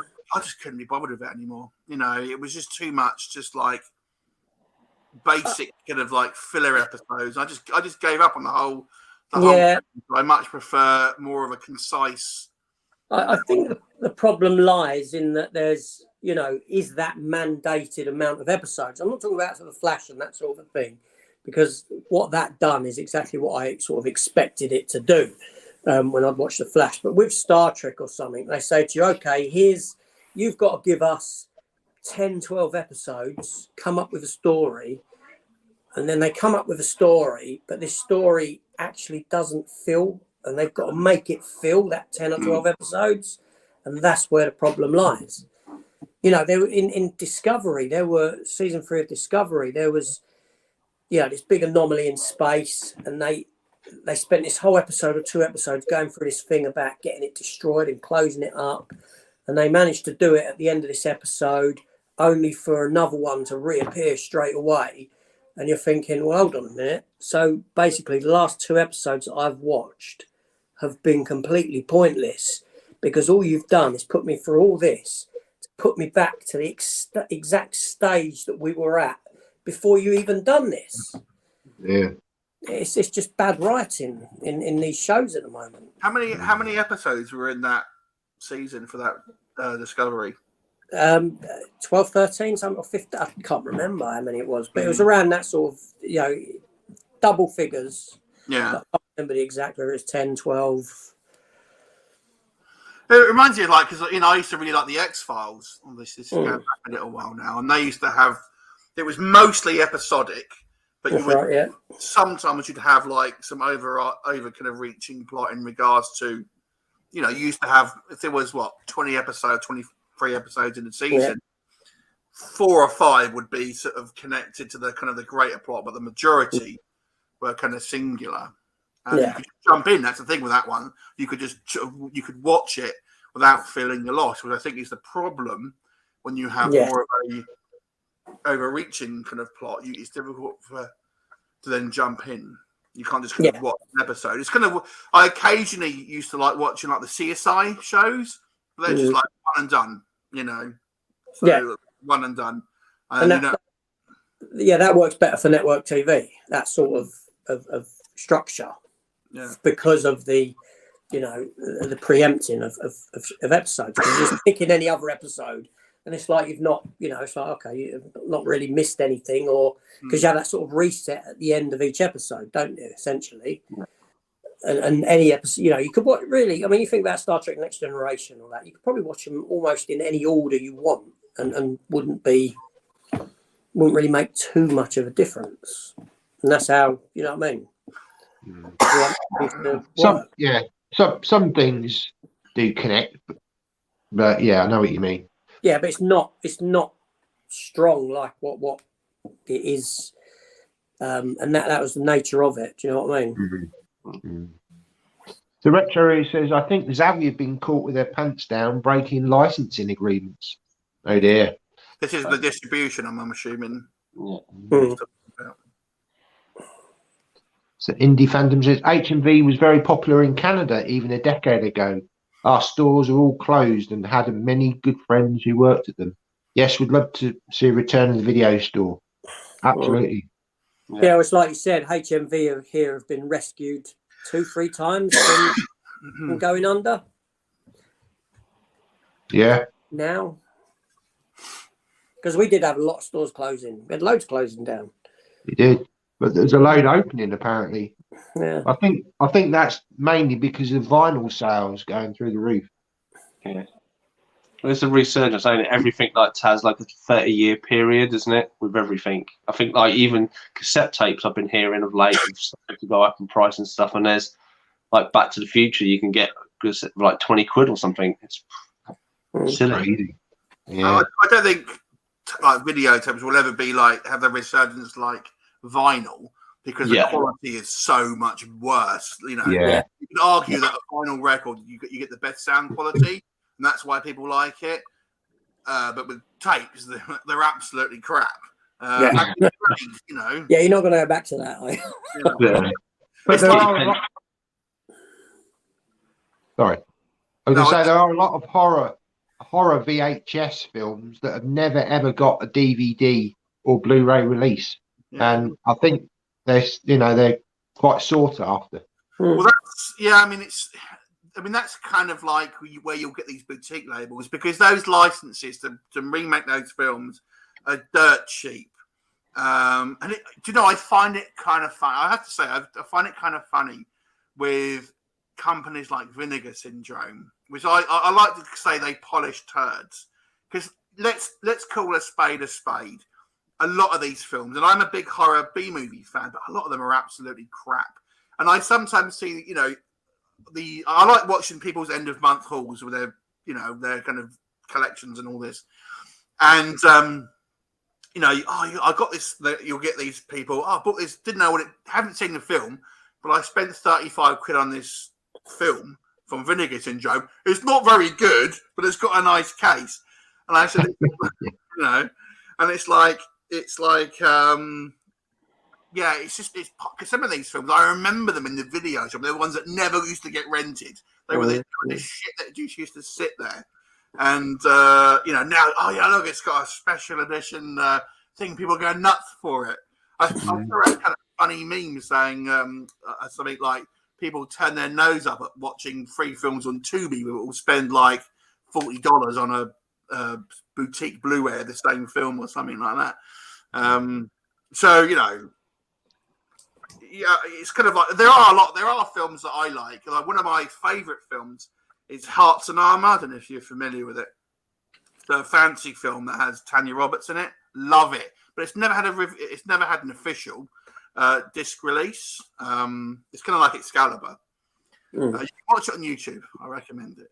But I would love a boutique label to pick it up. But they do pick up. Oh, so I am glad that they do make them. But there's a lot of shit, and people just think kind of like it is polishing turds a lot of the time. And Vinegar Syndrome is the one I think they've got great marketing. I won't fault their marketing because people just buy whatever they put out, regardless of what it is. Never heard of it. Never heard of this movie, but I'll buy it for $40 or whatever. Yeah. Go, it's not very good. Yeah. They give you a great cover. Yeah. But then, the film's nothing like the cover. Yeah. You know what they say? Never judge a book by its cover. Very true. Very true. Yeah. Especially if that cover is limited edition with a lenticular sleeve. The Demon Pally says, remember putting down a deposit for a Star Trek VI The Undiscovered Country display stand for the VHS release. He still has it. Or she. I don't know whether he or she. Yeah, I'm gutted. I feel gutted because I had that Predator that I had when I left my house years ago. I left it in the loft. I had that and I had a full-size not full-size, get about 5 foot Ben Affleck Daredevil stand as well. The only one I took with me was the full-size Kylie Minogue. Don't blame me. I had one with I don't know how I ended up with it, but I had one of Lenny Henry, and he was doing a pose like this, and it looked like he was pressed up against the window. And I got it, and I literally just put it in someone's like outside of their window, so it was like they opened the curtains and there's like Lenny Henry like standing like that, just left out from some random person's house because that's the type of person I am.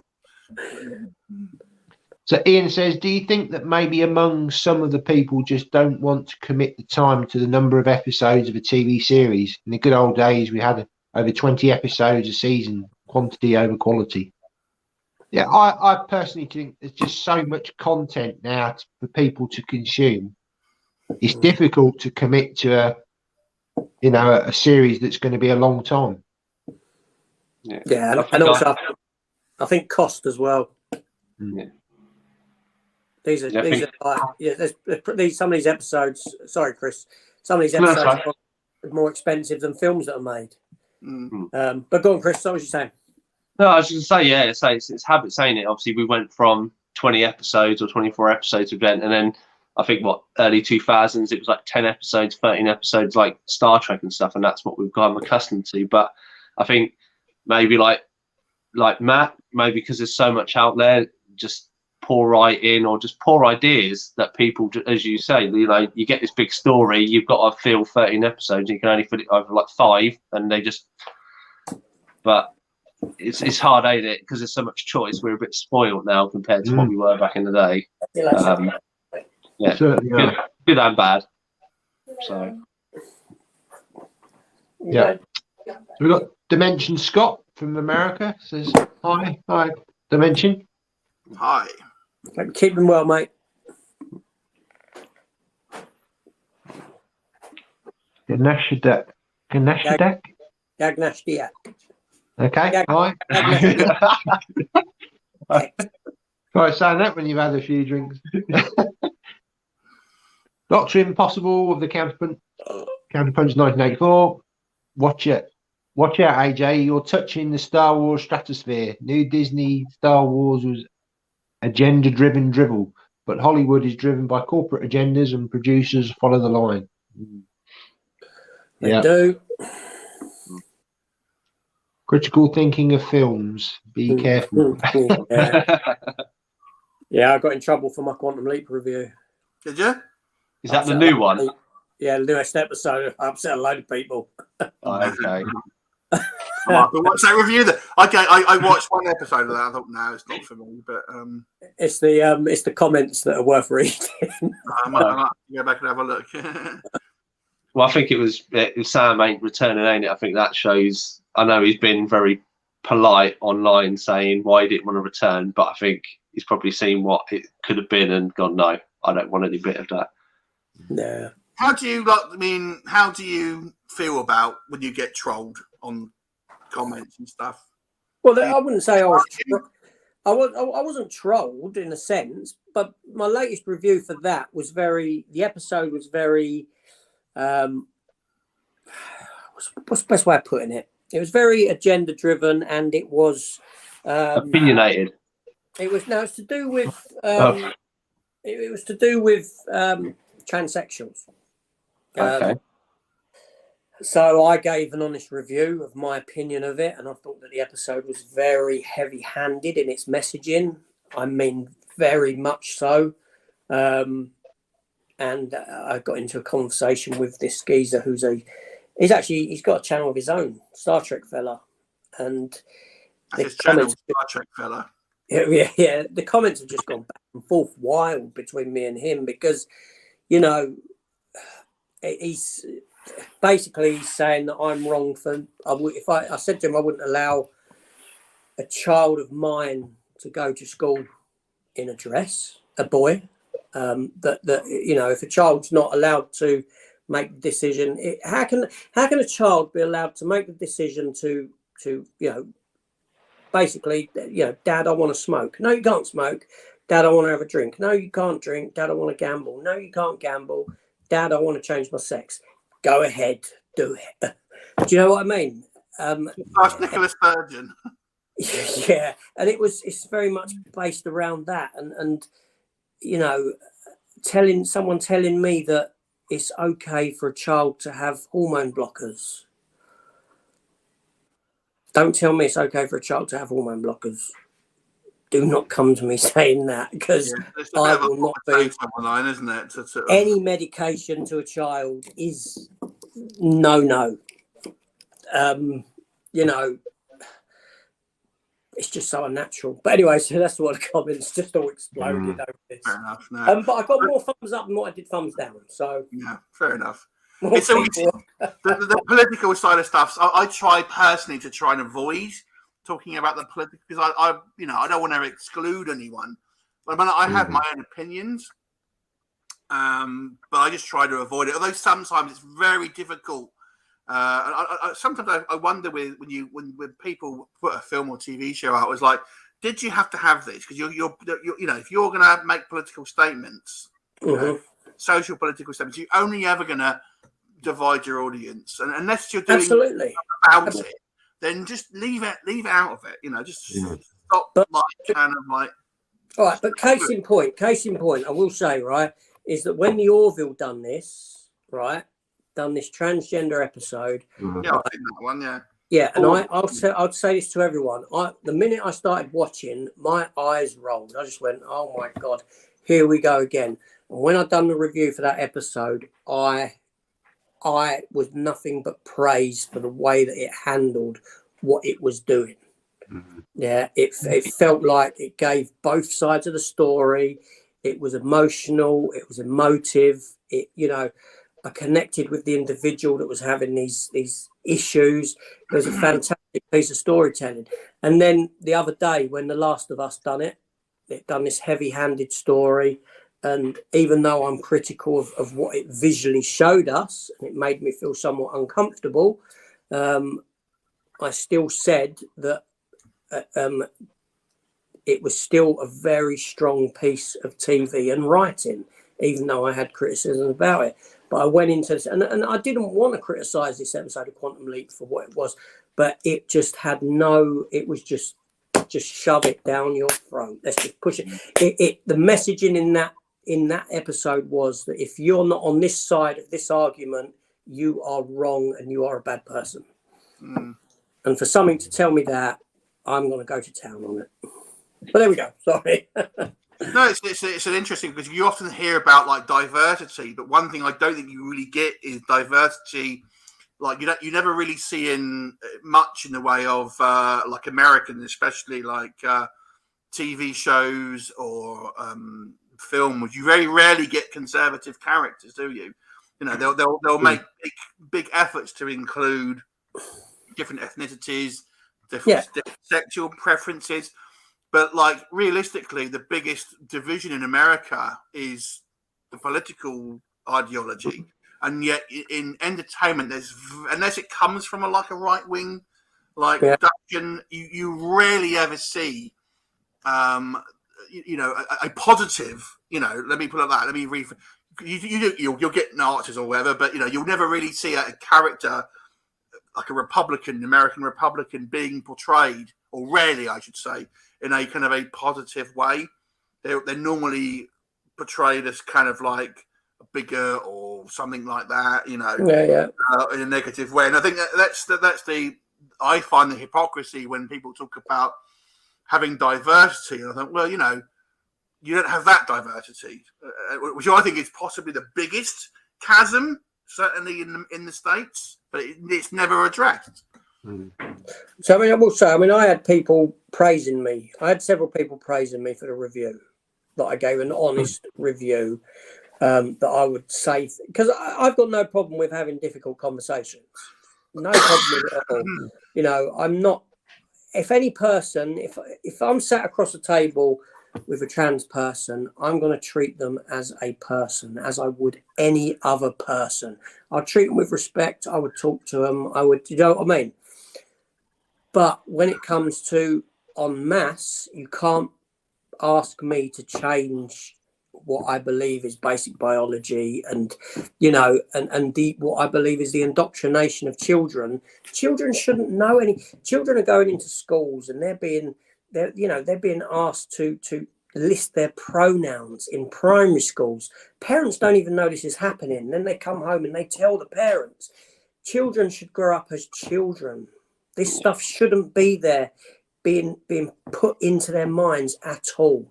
Just let them grow up as is without any of this crap. But unfortunately, it's everywhere you turn. It is in every facet of it's in kids' TV. It's as saying it's in Disney cartoons now. It doesn't need to be. And I'll have these conversations. I've got no issue with it because I think that I'm quite straight with it. I don't, I'm not nasty to these people. I'm not. I don't care what people do. I don't care what someone tries to do with their own body, with their own life when they reach that age that they can make that decision, right? If you're saying to a child, you can't vote, you're not old enough to vote until you're this old, this age. You're not old enough to smoke or drink and have sex until you're this age.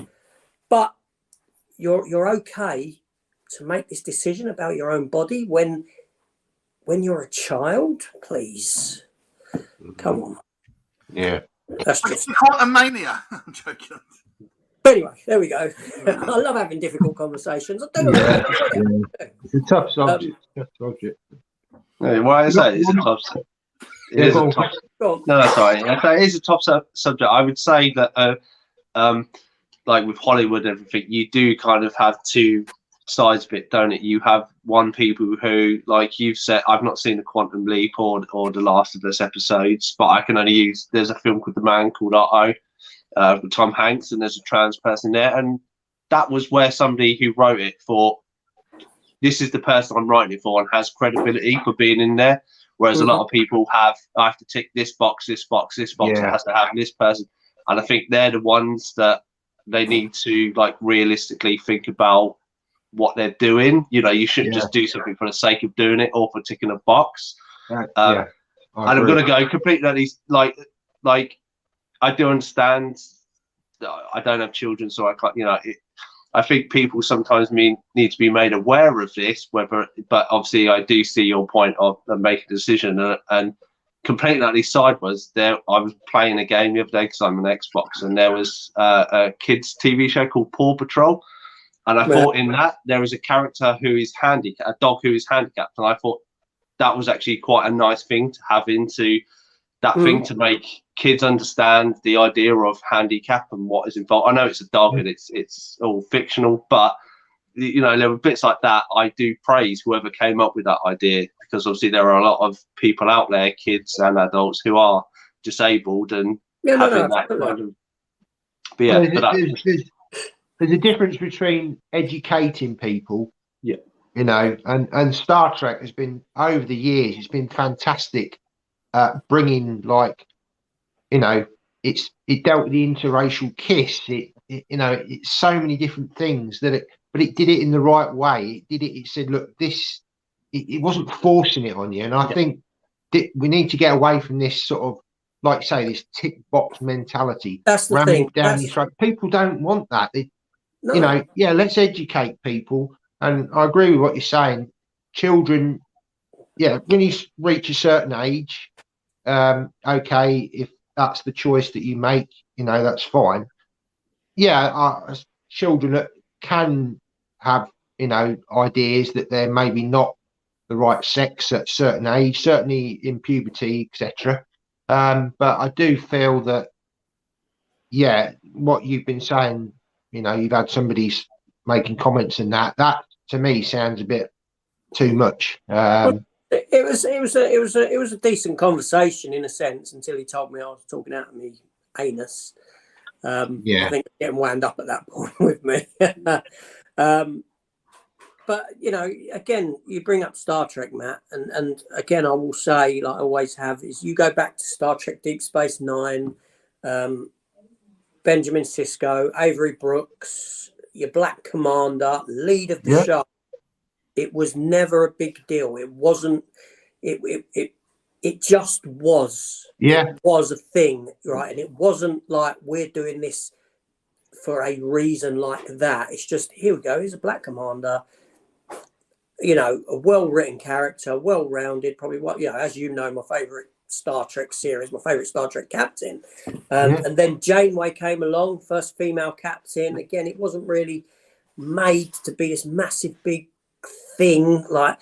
And then you jump to Star Trek Discovery, right? And you've got Michael Burnham, who's female and black, and it would have you believe that Star Trek has never done this before. That, whoa, female lead, black lead, isn't this progressive? Well, hold on a minute. Star Trek's already done that without telling us that this is progressive. It just was. Yeah. And that's the difference between then and now. You know, Quantum Leap in the past always dealt with stories of racism and, you know, and it touched upon these subjects when he went to different time periods. And it was great. It was great storytelling. But now it's just like, it's yes, exactly, and just shove it down your face. And ironically, this episode of Quantum Leap was actually written by a trans person who also directed it and put themselves in the episode as well. It's almost like it's almost like sort of some people out there that believe that we don't understand, and you've got to be told things, you've got to be force-fed things, you know. And people are intelligent. They do realise, you know, that, like you say, there's no need to hit box. Anyway, I think we're getting too political. But it's a great conversation. It's a really good conversation. No, it is. Fascinating conversation. I actually quite enjoy talking about stuff like this. If you can have, you know, a decent kind of back and forth with someone, but it's obviously somewhat charged that it can be, like you found out. Yeah. Obviously, I'm a bad person. I'm a bigot. I'm a, you know, whatever you want to call me, because I don't follow this line of thinking, and I don't think that'd be right for children. No. Two sides of an argument. I was listening to him. He got angry. He started getting upset with me. There we go. I'm going to just try and get through some of these comments, because I'm conscious we've only got about 15 minutes left. So, One Real Nerds in. Hi, thanks for joining. I think people are talking amongst themselves. Oh, we've got Trevor from Double Bill Movies. Afternoon. Thanks for joining, Trevor. Yep. So I'm reading the comments then. Yeah. Indie Phantom, Leo is right about Vinegar Syndrome. I was a big collector for a while, but I truly think that they have a limited replay. Also, Tubi has 90% of them. Oh, YouTube. See if anyone else is coming to say hello. No. Oh, okay. Dr. Impossible says, just like the days of Medusa home video in the UK, brilliant artistic endeavour with the VHS pre-certificate and post-certificate sleeves, but the films were occasionally total muck. I had Evil Dead's pre-cert. I regret selling that one. One Real Nerd says, I like Relic Hunter. Yeah, that's on Freebie. I've been watching that. It's very corny, very 90s, but it's cheesy. It's fun. It's fun. I've got the series on Blu-ray from Germany. Yes, you picked that up recently, didn't you? Yeah. Impossible says yes, but when the Hollywood pushes an agenda upon people through TV and film, it goes beyond ignoring it. It's like me pushing the Spice Girls movie every minute on a stream. Yeah. Yeah. Retro Real says yes, I agree, but people are losing their jobs and reputations, ruined for airing opinions that don't fall on the mainstream agenda. That's right, and it's wrong. Yeah. But and I don't even think it is the mainstream agenda. I think it's the Hollywood agenda, because the Hollywood is very liberal. They're very left leaning, but if you ask me, it's kind of like the silent majority. I don't know if genuinely, everyone thinks that way. I think the problem is it's very much, California is very much in that space. So it's like an echo chamber, and any dissenting voices, they kind of get somewhat ostracized. Mm-hmm. Yeah.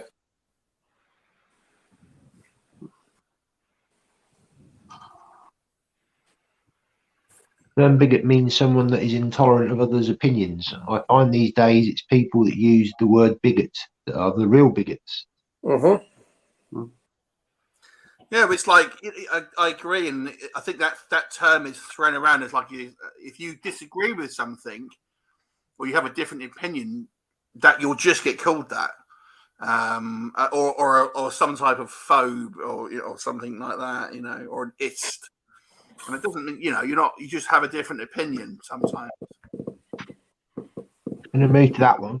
Tubi is a US streaming service. I thought it meant YouTube, but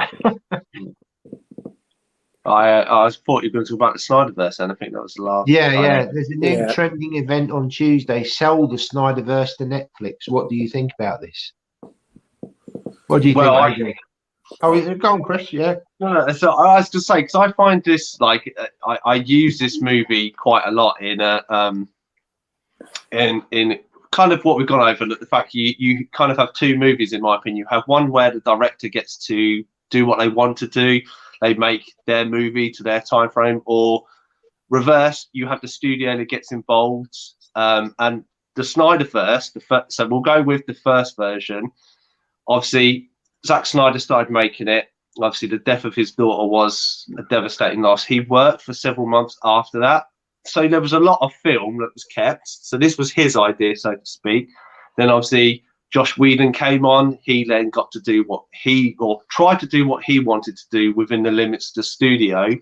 Then from what I know, the studio basically said, if you release it at this date, we'll give you this amount of money. So that's why it was released, and that's why there's a lot of unfinished stuff. And it got mixed reviews. It's an okay film at best if you compare it to other movies. Now, if you take the Snyder Cut, which is kind of where I think he's going with it, that movie only exists because we had the Josh Whedon mess that was caused by the studios. That isn't his original idea, because he's had years and everyone's opinion on the internet go, I don't like this, I don't like that. a bit the way the online forums went with Snake on a Plane, if you've ever seen that film, you know, or Sonic, you know, when people get involved and say, I want this, I want that. And of course, he's a winner. He's like, well, a film's gone out, opinions were this, reviews were this, but I've got all this money to redo the film and I know what to aim it for now. So is a bigger universe going to benefit because he then doesn't have that kind of consciousness going forwards? Nah. All right. Well, no, you're absolutely right, because I always said from the beginning that the Snyder cut is never the version of the film that we would have got had his film been released in cinemas them 3-4 years beforehand. The other thing is that this was never Zack Snyder's universe. This was never. He just started it off. It was never his thing. It only turned into his thing because of this event that happened. Yeah, he done Man of Steel and Batman versus Superman, which should really have been a Man of Steel 2, as opposed to a Batman versus Superman. And then he went on to direct Justice League. But Suicide Squad wasn't him directing. It was never his universe. No. It was. In retrospect, isn't it? Yeah, I don't think Warner Brothers would say, because they won't undercut the Gunverse by selling the right. No, of course not. They won't. They're not going to have an alternate. You know, they're not going to have a competing. They already are, but to a degree. They've got Matt Reeves, Batman, The Batman, which isn't part of the Gunverse, but which is what? Sorry, isn't. No. And then the Joker sequel as well. Yeah, in that. But then I dilute it even further. So I think you will never see anymore after these ones that come out. The Flash. That's it. That'll be the end of it. Well, I don't know. I know because they haven't got rid of Jason Momoa yet, have they? Yeah, but only because Aquaman 2 hasn't come out yet. Yeah, no, but they don't want to kind of say, you're out, because and then we still got same thing with what's his name, the guy who was the Flash, Ezra Miller. Because they're conveniently still, they're still involved because their films haven't come out yet. But they don't want to sacrifice, people not going to see those particular films because we've kind of binned off those two kind of actors now. But I don't guarantee it, but I think it's likely once those films do come out and we have the remaining, DC films slate come out, you won't go any further with those actors in those roles. I think there's a chance you might get recasting. Like there's a lot of talk of Jason Momoa becoming Lobo, isn't there? Which he was much more suited for to start with. Let's just, But they've already. What you're saying's already been done essentially. With them destroying this universe and saying it's over and we're starting afresh, they've already essentially put the boot into Shazam. Because a lot of people will be thinking, well, there's no point. I think it's just doing damage control, to be honest. I think they know that these films are probably going to be somewhat lost leaders. Narratively speaking, and I've said this, the Flash itself is the perfect character to stay the same from this universe into the next. Because the way this Flashpoint story works is Barry Allen's resetting the world, essentially, resetting time. So, forget the Ezra Miller stuff. I've had a good conversation about this as well and what's gone on with Ezra Miller. But him being there as the Flash in this universe, being the Flash in the new universe, makes perfect sense from a narrative perspective because he resets it. So he would go through and continue with the knowledge of what's come before. Okay, it will never be spoken about or anything like that. But it still has a connective tissue between what we've had and what we've got. And you can say that this is a lead on from that. And maybe it'll be how much money they make. That's right. It does come down. Money, you might well be right. But if it doesn't, then I think yeah, no, it comes down to what that film makes. Mm. And they're obviously expecting it to do big with having many a Batman in it. I think Blue Beetle, that's the one film I would say, because that hasn't been introduced. If they make that a complete standalone, that could transition into the Gunverse, because Yeah. kind of like, because that doesn't have any sort of connective tissue, or if it doesn't, No. it doesn't. You could arguably say that's set in the Gunverse almost. I wouldn't be surprised if that kind of ends up happening. I feel bad for Henry Cavill, obviously coming Yeah. back, and they're not coming back. And I thought it. Obviously, you're probably previous Superman. Could he not have flown backwards around the Earth and reset the whole universe that way? If Marvel made sense, they would scoop him up for either Hyperion or Sentry. That would be an absolute coup if they did that. Because all the Snyderverse fans would go, well, it's not Superman, but it's kind of more or less. No CG mustache. If Marvel was smart, they would absolutely. I would like to see him do Captain Britain, to be honest, but I don't think we'll ever really see that character. But yeah, there's rumors that Sentry will be the bad guy from the Thunderbolts. Yeah. So if they got, it will be a masterstroke if they got Henry Cavill, but I don't know if they will. Well, there's other talk of them getting, what's his name to play that? Oh, the geezer played the Northman. I wouldn't. Skarsgård, something. Yeah. Alex. Yeah. Got Pete Playtendo's just come in. Hi, Pete. Thanks for joining. We're just about to finish in a minute, but I've got one more question. Just watched Suspiria 4K Blu-ray. Nice transfer. What's your favourite transfer from DVD to Blu-ray to 4K? From DVD. That question.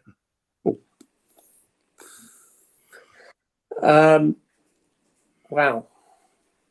Yeah. Jaws was very good. Very good transfer from thingy. Yeah. Close Encounters. That looks very good. Yeah, I'm trying.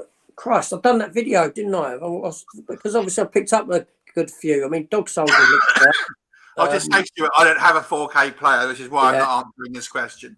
Lost Boys is really, you could say DVD really to Blu-ray. Okay. I would say, okay, I'm going to go with this. I'm going to say Dog Soldiers, right? Because Matt, you recently watched the one that I sent you, and that Blu-ray transfer was abysmal.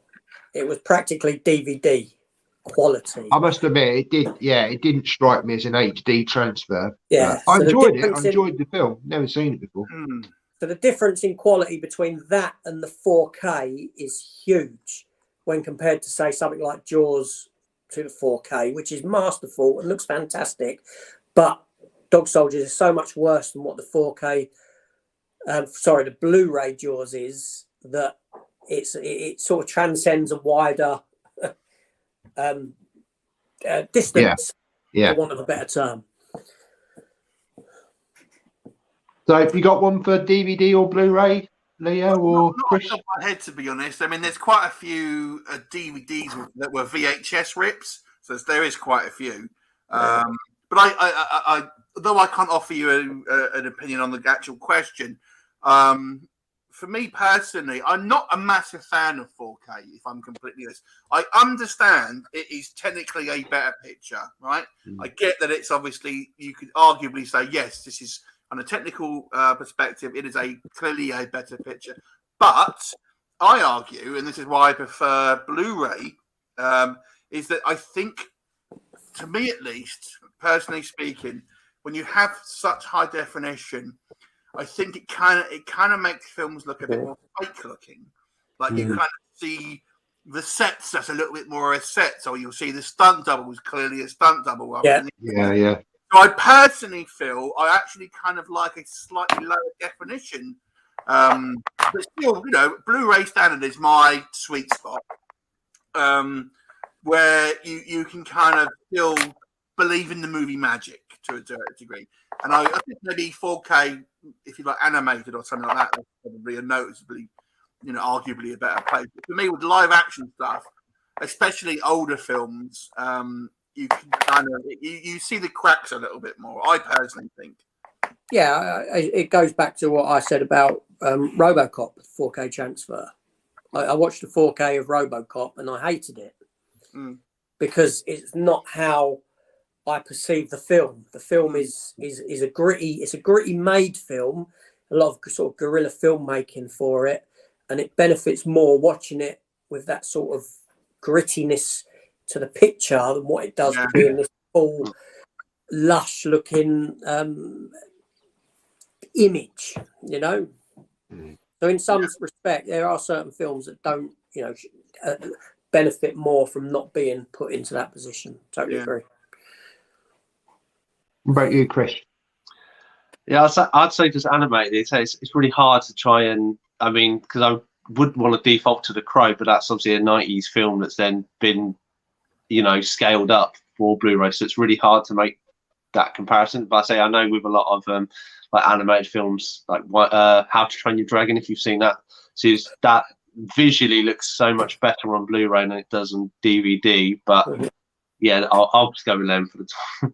Well, is there a 4K version of The Crow? I don't know if that's been released. No, yeah, I don't think. No, it's only on Blu-ray. But obviously, because of take the 90s film, the technology's come on that the DVD is always going to be better than the or the Blu-ray, so it's going to be better than the DVD.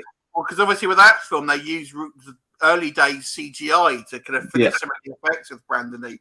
So I bet you if you had a 4K transfer, that's an example where I feel it would be, and they've used body doubles on occasion. So you might find that it will kind of, do you know what? I can kind of see the now. You can see too much. Yeah. That grain doesn't hide it. To be honest with you, I mean, you watch The Crow now, I think it's as good as it could have been. You know what I mean? In regards to what they finished with that, to be honest. So I can't notice if I didn't know the history of The Crow, you wouldn't notice. The body double or whatever. I would say the one benefit of 4K, certainly the HDR, the colours can make a huge difference, and certainly when you get a lot of black scenes dark scenes in films, often you can see, certainly on DVD and Blu-ray, pixelation. Which that's fair. That's totally fair. I mean, like I said, I totally appreciate it. It is better. On a technical basis, and yes, for sure, I do notice the pixelization especially with the darker scenes and stuff. Yeah, but as you just said, so you can still like going to 8K, isn't there now? So would you then go the next? No, don't think so. I don't think. Yeah, I think 4K is really as far as it needs to go. But yeah, no, I totally agree with you. Sort of. It can look too. I mean, again, they tried to do that with Terminator 2, didn't they? I mean, it's DNR, too much, and it all just look waxy, and doesn't look realistic. Yeah. So there's pros and cons to everything, really. But I would have to say Jaws. I think Jaws, was a transfer. I thought, wow, this looks really, really good on 4K. It looks great. Let me ask you a question about Jaws, because Jaws to me is a film which is a 10 out of 10, right? There's a very few films I would give 10 out of 10 to, but Jaws is one of them. But the effects obviously are of its time. Mm-hmm. Would you be because I actually think, because you can't remake Jaws because it's perfectly, I don't think you can top it outside of updating the effects. I wouldn't be opposed to them kind of just redoing some of the effect with CGI to make it look better. It's the one thing I can't fault the effects for its age, a 70s movie. So I don't critique the effects because they are of its time. But now, obviously, it kind of looks, it doesn't look as good. Let me just put it like that. So I wouldn't say remake the film, but I wouldn't be opposed to having a film where the effects have been updated. What would you think of that? Or would you be against it? I think they could do good. I mean, I've only recently discovered there's a series, I think in the 90s, called Sequest DSV. If you've ever watched that, obviously, Roy yeah, Scheider. there's a dolphin in that, and I only recently learned it wasn't a real dolphin.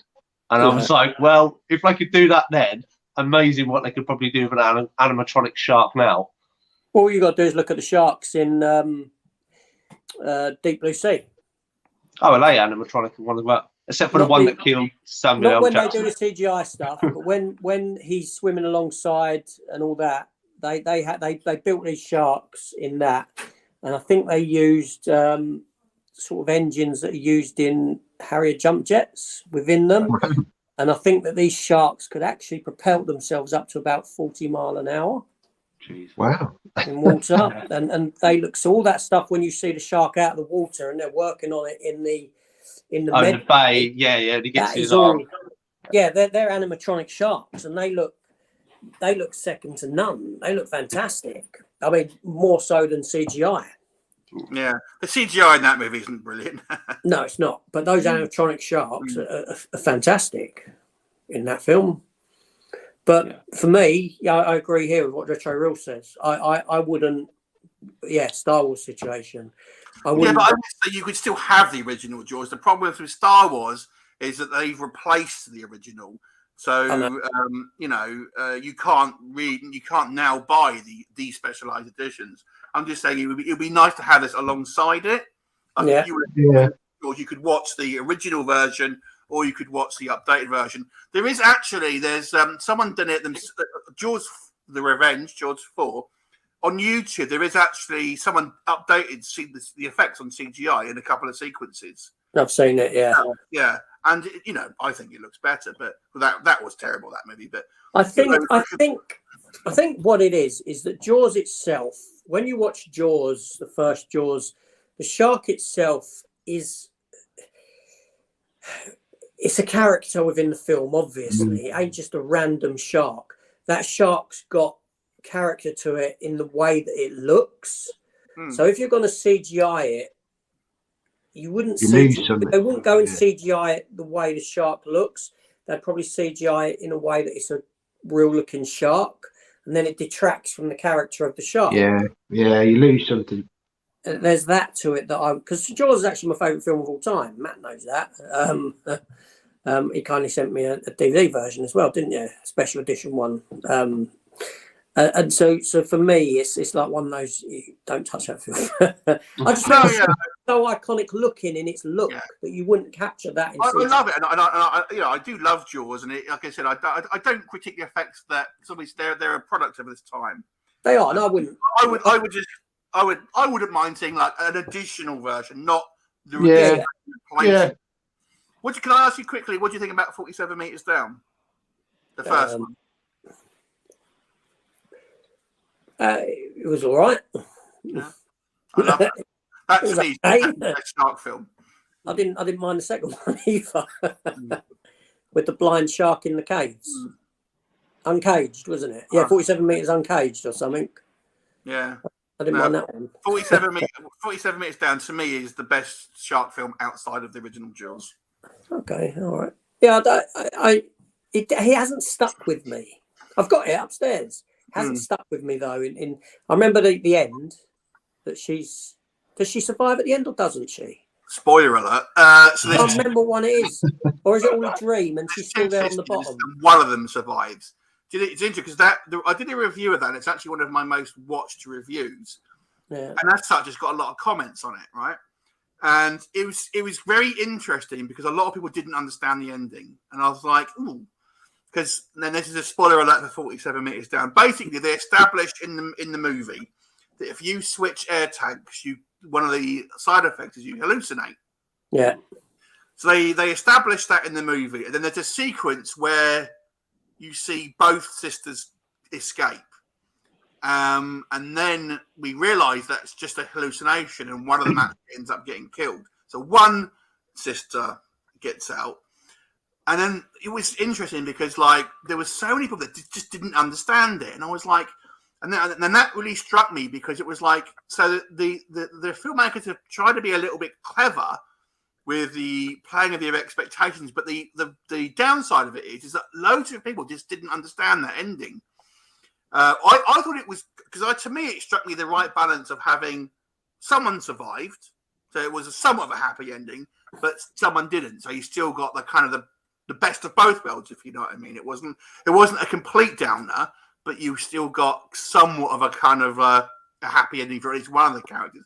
So to me, that was like that. To me, it was a good ending. But reading the reviews of that that video, it was really apparent that people just didn't understand what was going on. I thought, well, it struck me as a filmmaker. Then what do? Do you accommodate to the lowest common denominator and just make it very simple? But then you're kind of losing some of the cleverness if you have a bit more of a kind of a complex plot, if that makes sense, or a plot device. Cool. So I found that a quite interesting little thought experiment when I did that. But I love the movie. It's such a tense film. Great, yeah. Anyway, Pete says he's going to watch on the catch up, and I think we'll. I'm not going to read any more comments out. I'm just going to end it on this one. Lovely chat, gents. Hope to see you all again. Thanks ever so much for joining. And thank you everybody for commenting and watching. Very much. So we've just gone over time a little bit. I hope that's okay with everyone. Yeah, I think we'll call it a day today. Thank you very much for watching the stream, everybody. As I say, there'll be links in the description, so please go and check out both Leo and Chris's channel. I'm sure you know Leo anyway, but yeah, please go and check out Chris's channel. And yeah, and next week, I think we're doing it next week, AJ, aren't we? On your channel. Yes, we are. Yeah, I've got to find out the time for Ant-Man. Yeah, but I should be back by 2. Yeah, yeah. So, is it out this Friday? Is it, or is it out this weekend? No, Friday next week. Yeah, Friday. 17th, is it? Yeah. I think. Yeah. So yeah, if you guys just stay on for a few minutes in the green room, just have a little chat afterwards, and then yeah, I'm going to end the stream now. So thanks ever so much for watching, everybody, and goodbye. Bye.